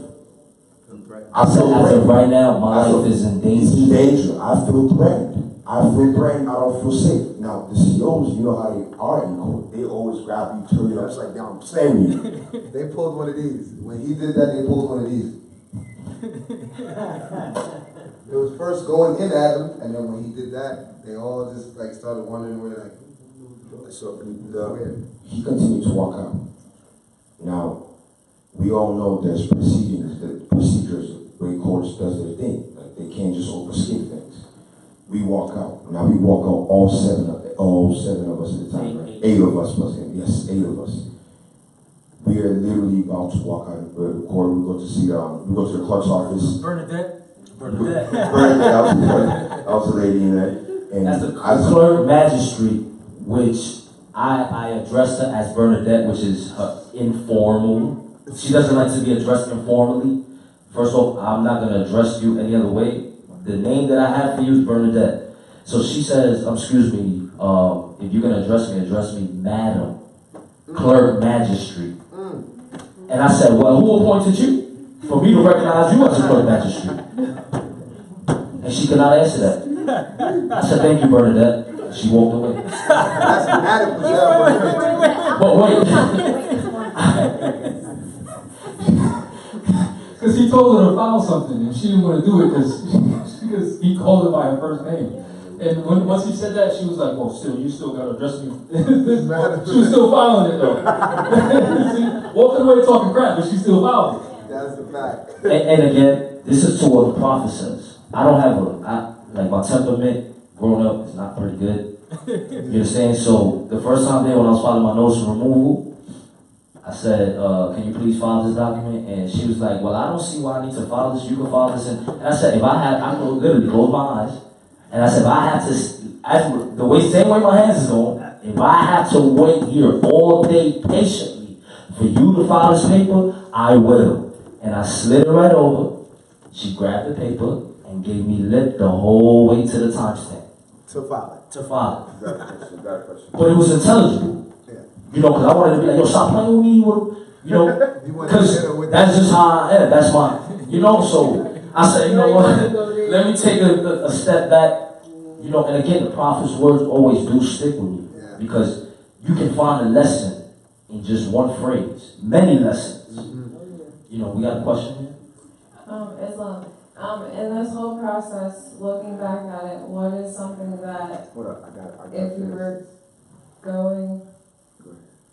because I feel like they never got to the whole extent of the whole point while we were just explaining the details. But I feel like you will. Well, like, I guess what you were coming to, like, what is the greatest lesson if you were to, like, you learned what you learned coming to today, what would you look back and tell somebody the hardest part in coming through? So me, I've always been kind of like a loner in the sense where I don't vibe out too much with a lot of different people.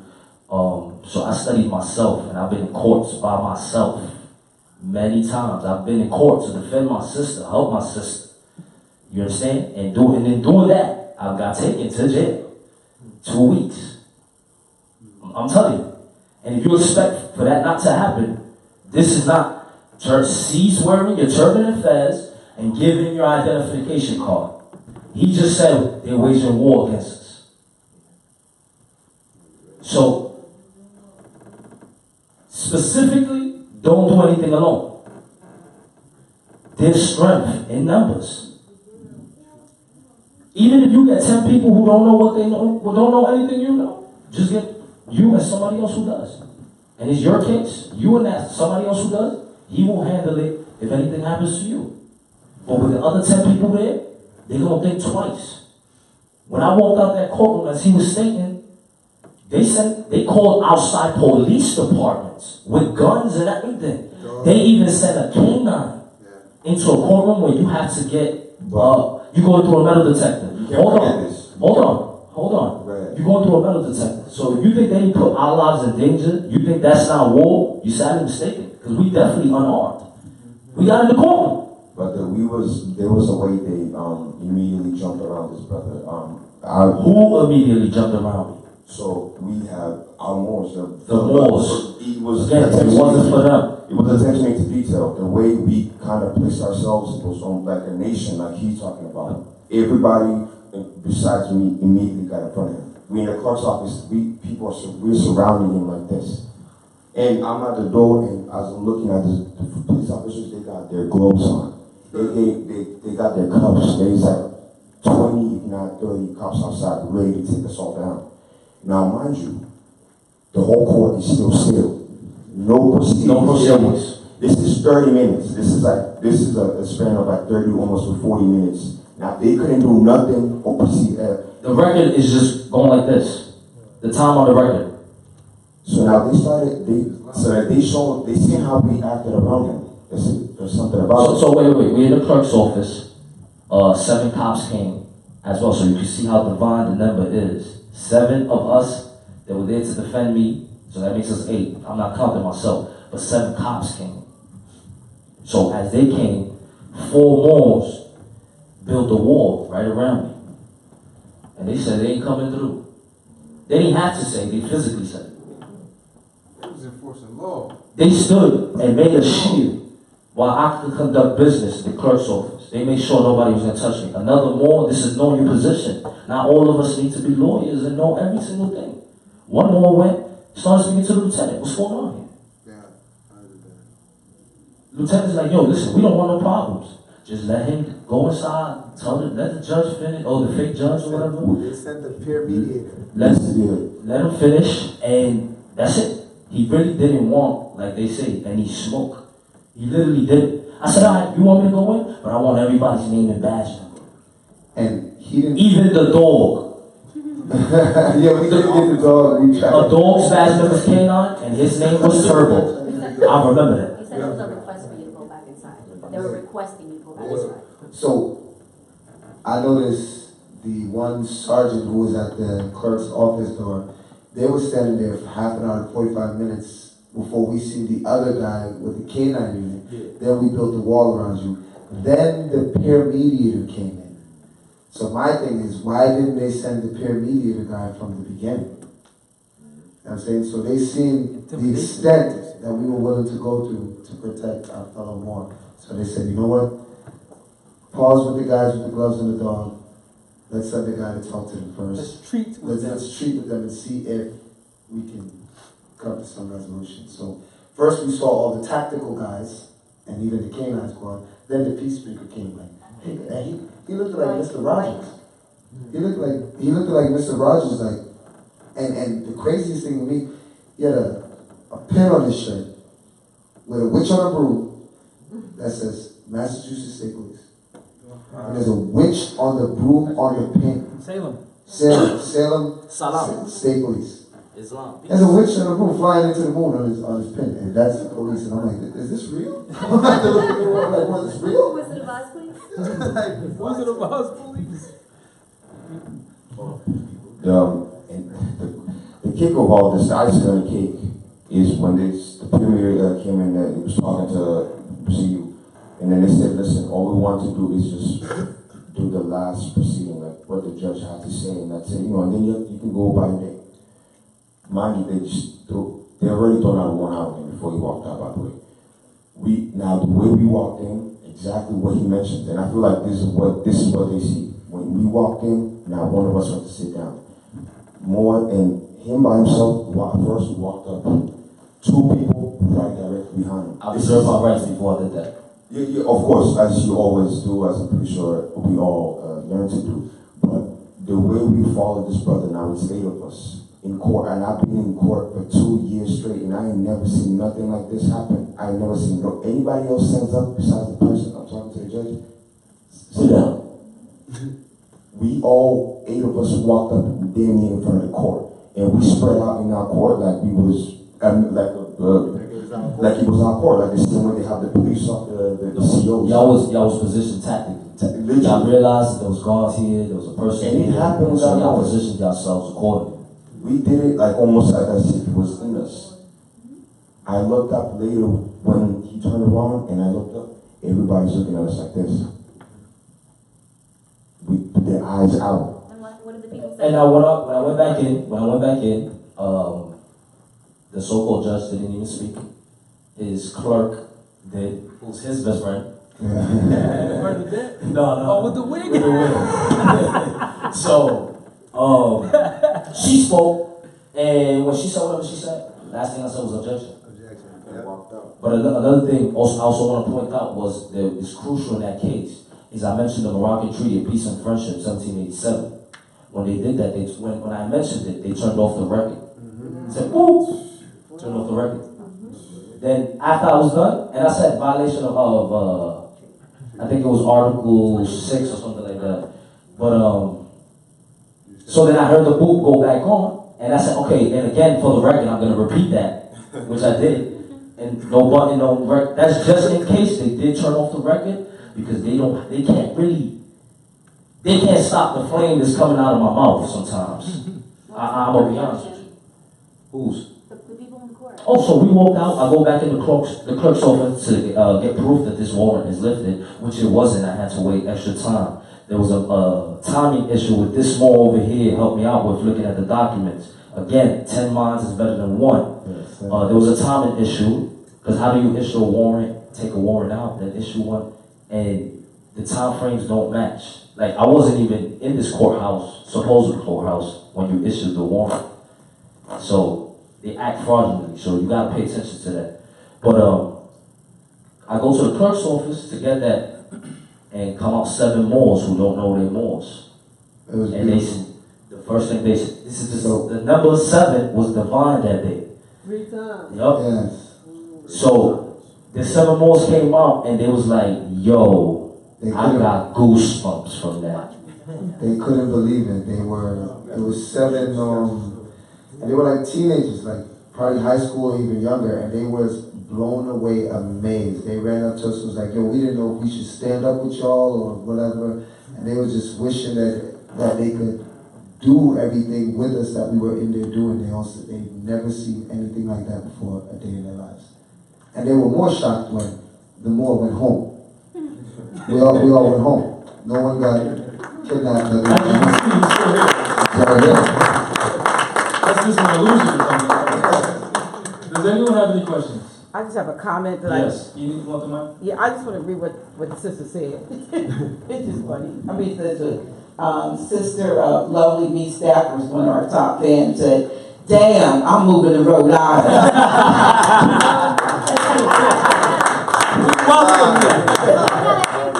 We're suing everybody.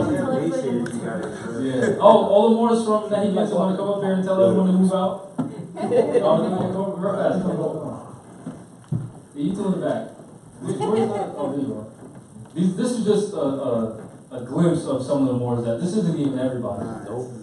And every Moor up here has a federal case. So the Europeans.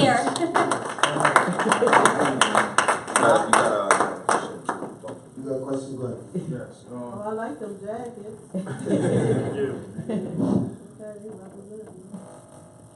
I wanted to know what type of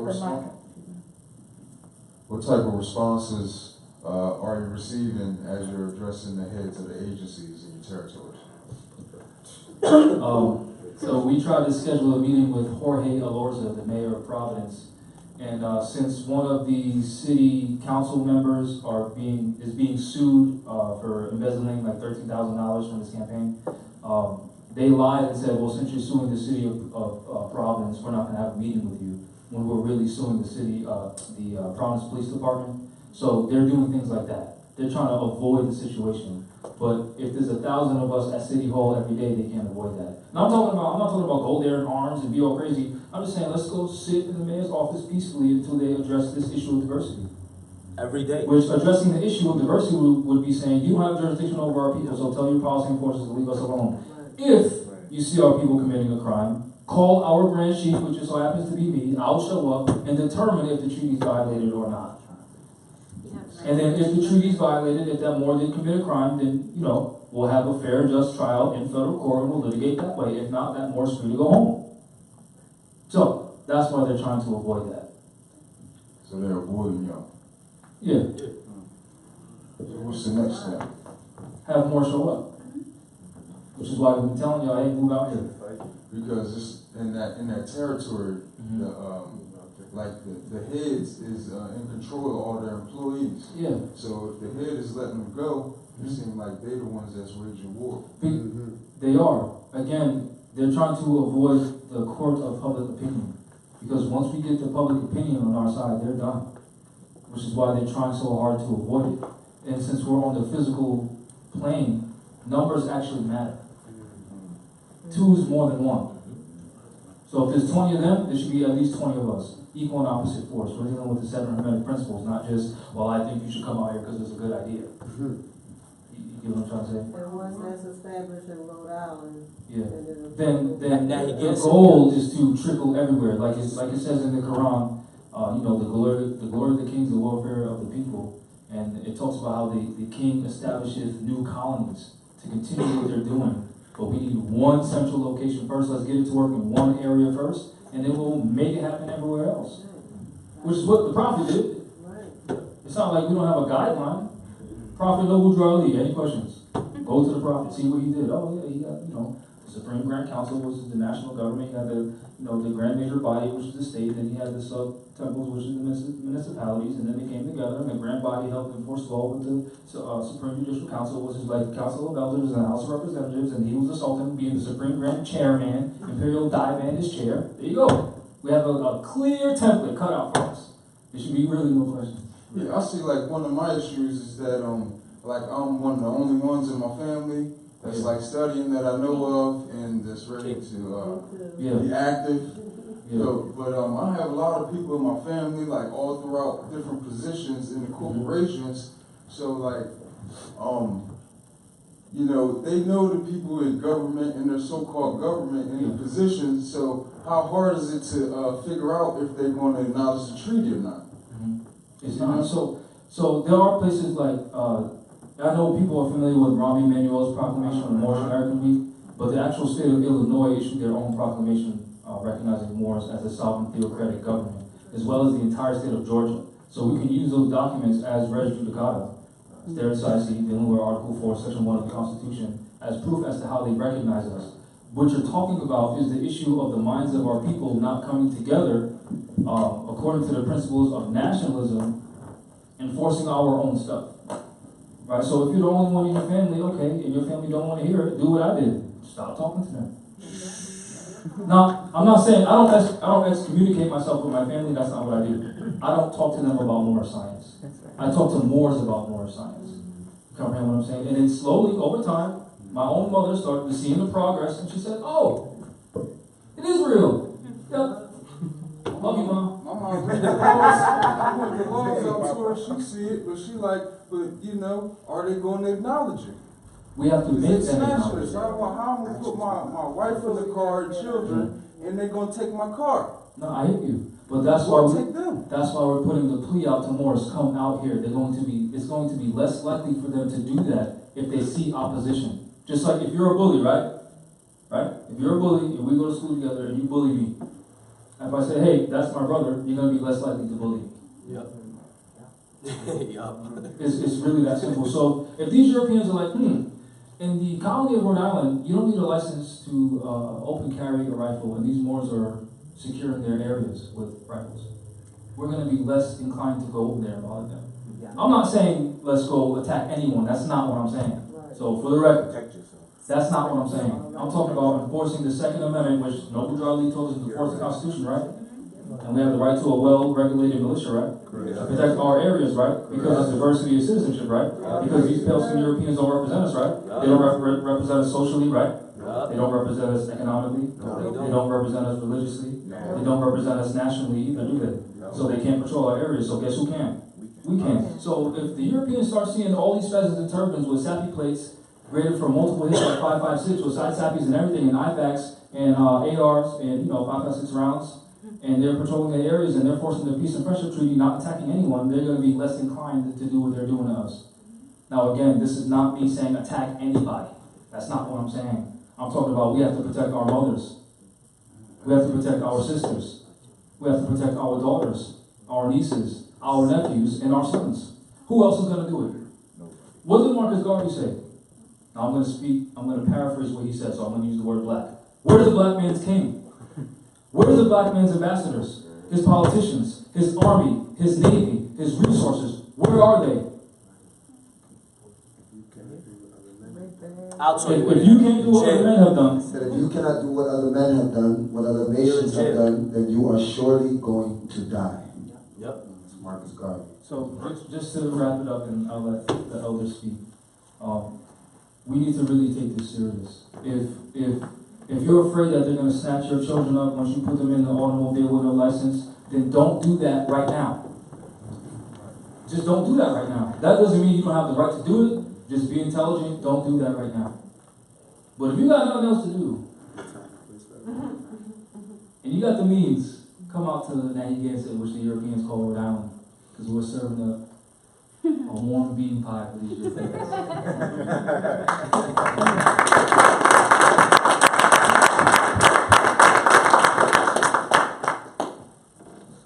Islam.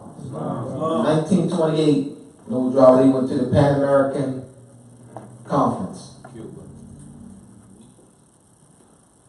to address us on an international level. This is the level we have to reach. I hear you, brother. I hear you. I hear you. International level. As I said before, the United States is the child of Great Britain and Morocco. Great Britain has jurisdiction, affairs of the United States. Going to Great Britain, as an example, they have the J Treaty and Ghent Treaty in force. We are recognized, let me explain, internationally already. Let me explain what I mean by that. The treaties. The recognition was already negotiated, established by our ancestors.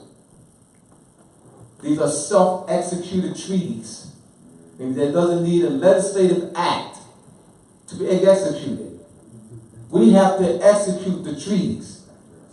We have to connect with the Organization of American States, The Hague, UNESCO, and start acting on an international level. Great Britain, France, the Netherlands, on the international level. Now, if we have a national body politic, a national Moorish registry, where his vehicle, all right, transferred out of the state jurisdiction. He puts that into a trust and with Moorish tags, and his vehicle is in a national Moorish registry along with thousands of others. That information is sent to The Hague and also to the United States. So I feel you, brother. I hear you. All right? So what he's referencing is national unity. All right? So he's raising some points there that I hear. I hear you. National unity. A national Moorish registry where we're registered in the National Moorish Registry, our vehicles and so forth. All right? Where you have representation in the international arena. We have to get to the international level where we're meeting with Great Britain. We're meeting with the ambassador of Great Britain. Where we're meeting with, the Secretariat of the United Nations. Where we're meeting, where we have that connection with the Organization of American States. And that's why I started off by saying, in 1928, Jahmal went to the Pan-American Conference. Jahmal said in 1913, was slowly positioning himself, preparing to that international level. As I said, the treaties, it's a treaty violation. They injured him. They didn't injure him. They injured Morocco. Hear me out. Morocco they injured. Not him. Morocco. Because why? They violated the treaty. As soon as they put the lights on, he has more tax. And he put the lights on. That was an injury against Morocco. That's a treaty breach of the peace. When do we address that? You send a letter of rogatory. You got to address it on the international level. All right? So I'm just going to end there. Thank you. Islam.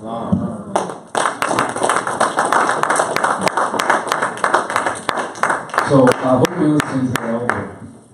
He says speak to nations, right? How do nations speak to nations? They have what? Ambassadors. Who appoints those ambassadors? Right? As an example, what's supposed to happen within the United States is that the United States, the people of the United States, is supposed to elect a president. Right? Then that president, having the sovereign power of the people, then appoints ambassadors to go speak to other countries, right? So who's going to do that for the Moors? If you don't know the answer, go to the prophets literature. Go to question 34. What is the title given to our ruler in Morocco? Sultan. How do we get a sultan? A Moorish National Constitutional Convention.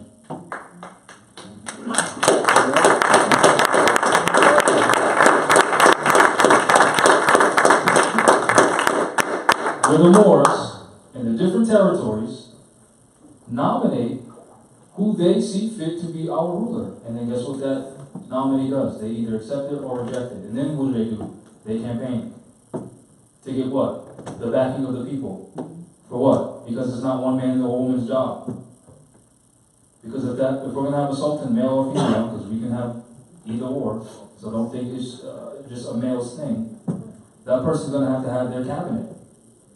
That person's going to have viziers and the council of elders. Right? And appoint people to do certain things, meaning whose responsibility is it? Ours. Because guess what that national government's going to need? Finance. Where's that finance going to come from? The people. So once the Moorish government starts to protect the people in establishing their business in Elodium, so you don't have to pay taxes to the European, you can then use that finance, volunteer to pay taxes to your Moorish government. Because taxes are voluntary. That's why the prophet said, just because you were born here don't make you a citizen. You have to participate in your civil society to be a citizen. Because if you don't participate, then what are you? A useless eater, that's what you are. Because you're saying, well, where's the Moorish this? Where's the Moorish that? What are you doing? Right. Because on Facebook, that's fake.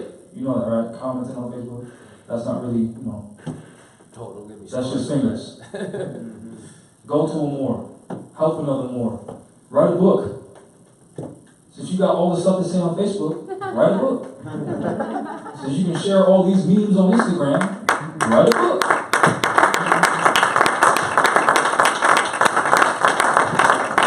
Which, if you're interested in writing books, we have a Rise of the Moors University convention, because there's a lot of Moors out there claiming to be government, but there's no Moors establishing a university, which doesn't make sense, because if you study any of the Moorish government, whether it be the pharaohs or whatever, every leader had a university to teach the people to continue the succession of the seat of office. So instead of you claiming power, how about you give power back to the people? And that's what the prophet said.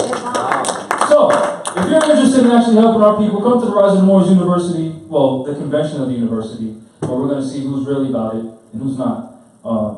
Whoever's going to be involved or interested in being a teacher is going to be responsible for writing a curriculum, which hopefully there's a team of teachers, so it's not just on individuals' backs. And it's going to be a university, so age 0 to whenever you graduate.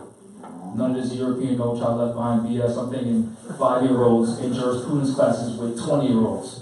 Because it's all, it's all predicated on your mentality. So if you're interested in that, show up 255 Main Street, Suite 201, Pawtucket, Rhode Island, 02860. Yeah, I'm not claiming to be no one's leader. I'm claiming that we need to make leaders. Can we do it by Zoom? Huh? Can you, what about online? Can you log in online? I've been saying no. Tell Janae to get with you. Yes. We don't have internet at our office yet. They're playing with us. It's an old building. Yeah. But we'll try to make something out. Yeah. No internet? No, not yet. But yeah, we're just, if you haven't been able to tell, we're serious about this. Great work. So the university isn't one of the... Well, so for the convention, this is my grand idea, right? There's like 14 abandoned properties, 14 houses, multi-family houses, abandoned. It's like 3 blocks, right? Abandoned. I was thinking, these houses look like they're in pretty decent shape. I averaged around 504,000 notes to re-renovate a house. I already know more who knows how to do solar panels, so we can, if we save up enough finance, we don't have to depend on these Europeans for crap. If we had enough Moors in that area, we can adverse possess the property, because I already know who's claiming it, which in their bylaws it says they're a quasi-public corporation, which means fake public. So all we gotta do is claim the land, which, anyway, it's gonna cost around $504,000 to start up, to fix the property if we need to. It might not even cost that much.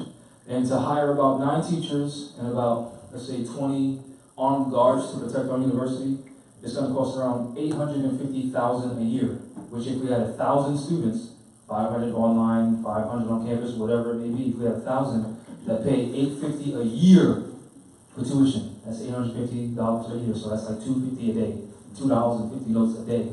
We can successfully hire 9 teachers, 22-ish armed security guards for the university, an actual Moorish university. And guess what that means? That means a Moorish city. Because if there's people on campus, you have a Moorish city. Because those Moors are going to, after school, go out, use their nationality cards, get stuff done, and then if things aren't working, the amount of Moors that we have in that area is going to demand for the municipalities to speak to us. You get what I'm trying to say? Yep. And we already raised around 1,000 Federal Reserve notes for this. But it's going to happen either way. I don't really care how much we have. It's going to happen. I just want to add on to the university. Don't think of it as something to take lightly. With a university, the possibilities are endless. You get a student to create or invent something, sell it through the university, and it gain finance. And it will change the world. Don't believe me? Look at some of the technology we have. Came out of MIT. Not the student, MIT. Harvard. And then if the student did it after he attended the school, they'll say the student's name from Harvard or who attended Harvard. Look at Zuckerberg. You can't mention Facebook, Zuckerberg, without Harvard. Even though he left. Why? Because he did it when he was in there. So the university, the possibilities are endless. Also with the university, I've already started working on a lot of stuff like the bylaws, uniforms, things like that.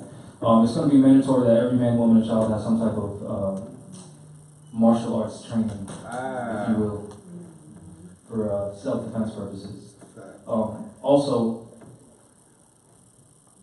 the reason why I want or desire for the teachers to write their own curriculums is because I'm trying to hold them to the same standard that I'm holding myself to. I've written several books, so if you want to be a teacher, you should know how to teach, so that means you should write a book. You want to talk about the one that you're working on? No. My 4th book is about the Moorish imperial divan, but I'm going to say that for the university. Don't talk about my book. You got a book. I've been telling him to write a book, so don't. I got a book on the web. I muster up the courage to write it. So yeah, again, if we have 1,000 students to pay $850 a year, that's it. So 2 notes and 50 cents a day, we can actually have a university up and running, and that's not hard. It's really not. We spend $15 McDonald's every day. It's doable. And when I say we, I mean the people. Our people. Any questions? Yes. Is there another mic?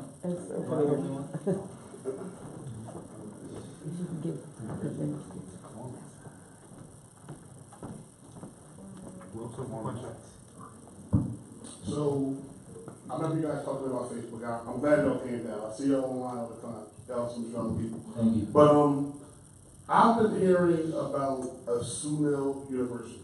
Are you guys at all? Yeah, I've heard about that more. Oh, yeah. Great. So I only wanted y'all to clear it up if y'all could, because I remember seeing that he wrote a book called The Book that had supposedly the answer to all the questions. But they don't, his ideas don't seem to coincide with what I'm hearing over here, whether it be from you guys, whether it be from Taj or Abdullah Bey. Can y'all talk to that at all? I don't know the specifics about his book, but I can tell you this: if it's against the Prophet, it's not right. And if it's against, and this is my personal opinion right now, if it's against what Taj Bey teaches, it's not right. Well, because this stuff, the law that we enforce, I learned from here, learned that from him, and we enforced it and it worked. So for anyone to have anything against that, based on what I experienced, right? Because man knows not by being told. What I experienced, I know they're lying. That's just me though. And like I said, I haven't researched his book or nothing like that. But based on what you're telling me, I'm making my presumption based on that. Okay. But you have heard of him? Yeah, Brother Koo, right? Yes. Yeah, I've heard of him. Yeah.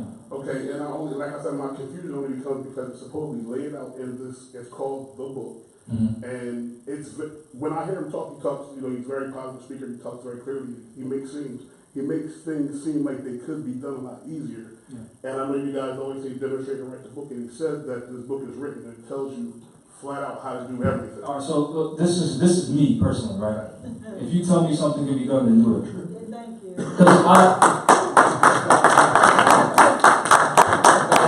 Now imagine I came in here saying you can file a claim pro bono. All you got to do is the UCC this and the A B C D E F G. Then what have I given you? Nothing. Even if I speak and tell you, UCC 1 308, and because according to the proceedings and debates of the 9th Congress, First Session, Volume 1, 1, 3, Part 12, all this stuff I remember, now I'm mystifying you because now I seem like I know a lot of stuff that have nothing to prove to you. That's how our people have been duped. And I know that because more has come to me. More after more. Oh, this person said this person said that, and they're lying. That's why I tell our people, don't believe crap. Show me the docket. And when I heard you say this person says he has all the answers, now again, for anyone to claim that they have all the answers, slap yourself in the face for believing them and run away from them. Because I'm telling you right now, I think I'm pretty intelligent. I got a Virgo rising and I'm an Aries, so that ego and that intelligence, I already think, and I already know I don't know everything. So if I'm saying that, and I got all this energy, you should be holding that person to the same standard, that you don't have the answers to everything because no one does. If one person had the answer to everything, there would be one person on this planet. Building the bridges, paving the roads, in the hospital, the one hospital, on the farm. Nobody has all the answers. And just to be clear though, I don't want to say that the book said it had all the answers, but it said he had the process. So, alright, so if you have the process, then execute it. Why are we living?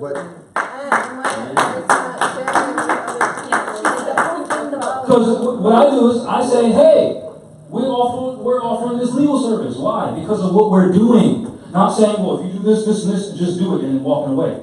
The Quran that the Prophet laid out for us, saying the master shows you that they went that way. They don't just say, hey, go over there and do that.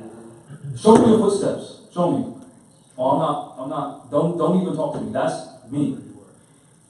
And I don't mean to offend nobody, but I don't have time for no games. These Europeans are trying to take my mother's house. We don't have time. I gotta listen to what you gotta say about you got all this answers. Get out of my face. We don't have time for no. Why is it that the Marine Corps, and I know this because I was a Marine, they're graduating thousands of Marines every Friday, ready for war. Why are they doing that? And you're talking about, I got this UCC process, and I wrote this one book, and I'm the genius guy. Stop playing with me. And that's just me. And I'm not saying that personally against nobody, because honestly, I don't care. I don't care about personal, I don't care about none of that. Come to court with the Moors. Since you got all the answers, come to court. No, not you. For these Moors. Since you got all the answers, show us. Show me. Show me. You got all the answers. You know all about the DNA and stuff like that. Okay, go to the hospitals and help people. You know all the stuff about law. How come you ain't in the courtroom? How come you're at home doing videos? And on top of that... But, and the reason why I'm like this is because we have to hold our people, our leaders, to that standard. Don't just talk in front of me. Don't. I'm not going to listen. And if you listen, okay, go your way. But don't bring that BS over here. Go ahead. I apologize. On top of that, I guarantee you he's, there's some sort of notes involved to get all these answers from him. To charge you to get all these answers from him. I mean, it's like all information you pay for books. Yeah, I mean, that's fine. From what I noticed with the Moor, he's helped other Moors, and those Moors have been left at our doorsteps. And he's taken their their personal Don't information. even talk about that too much here. Yeah. That's a private conversation. You actually. My thing want is to give that kind of that Sunel guy, they focus on his UCCs. They focus on if you want a contract. But there's a whole huge aspect to this. So we ain't knocking no one, but like the Moor said, if you got the answers, then we should be here even discussing this. I wouldn't be here. Yes. I'd be over there with him. Yeah. And I'm gonna yield the floor. Thank y'all for tuning in. the viewers and stuff. We would like to thank Rise of the Moors. Can you give him a hand? A big round of applause to Jahmal, to Abdullah, Ray, for all the work that he's doing and helping to free and liberate our people, one person at a time. Until we come into unity as a nation, a body politic, and fill those 200-something seats that are empty in our Emperor Divan. So as we approach this topic of, should we vote? Should we vote? How about you vote to fill those 250-something seats in your Emperor Divan that's empty? Vote in your free Moorish national government. Like the prophet said, vote within the state that you live. State is a group of people bound together by common law or bound together by common descent. So vote in your free Moorish national government. That's right. Islam, let's give it a round of applause again. Well, and then this is last Friday. Typically, we would not have a fourth Friday. It would have been Dr. G and I. But I spoke to Brother Abdullah and Jahmal, I'm sorry, Jahmal, and you know, I followed, you know, the work that he's doing, and I just wanted to get him on the record to end this Christian calendar year.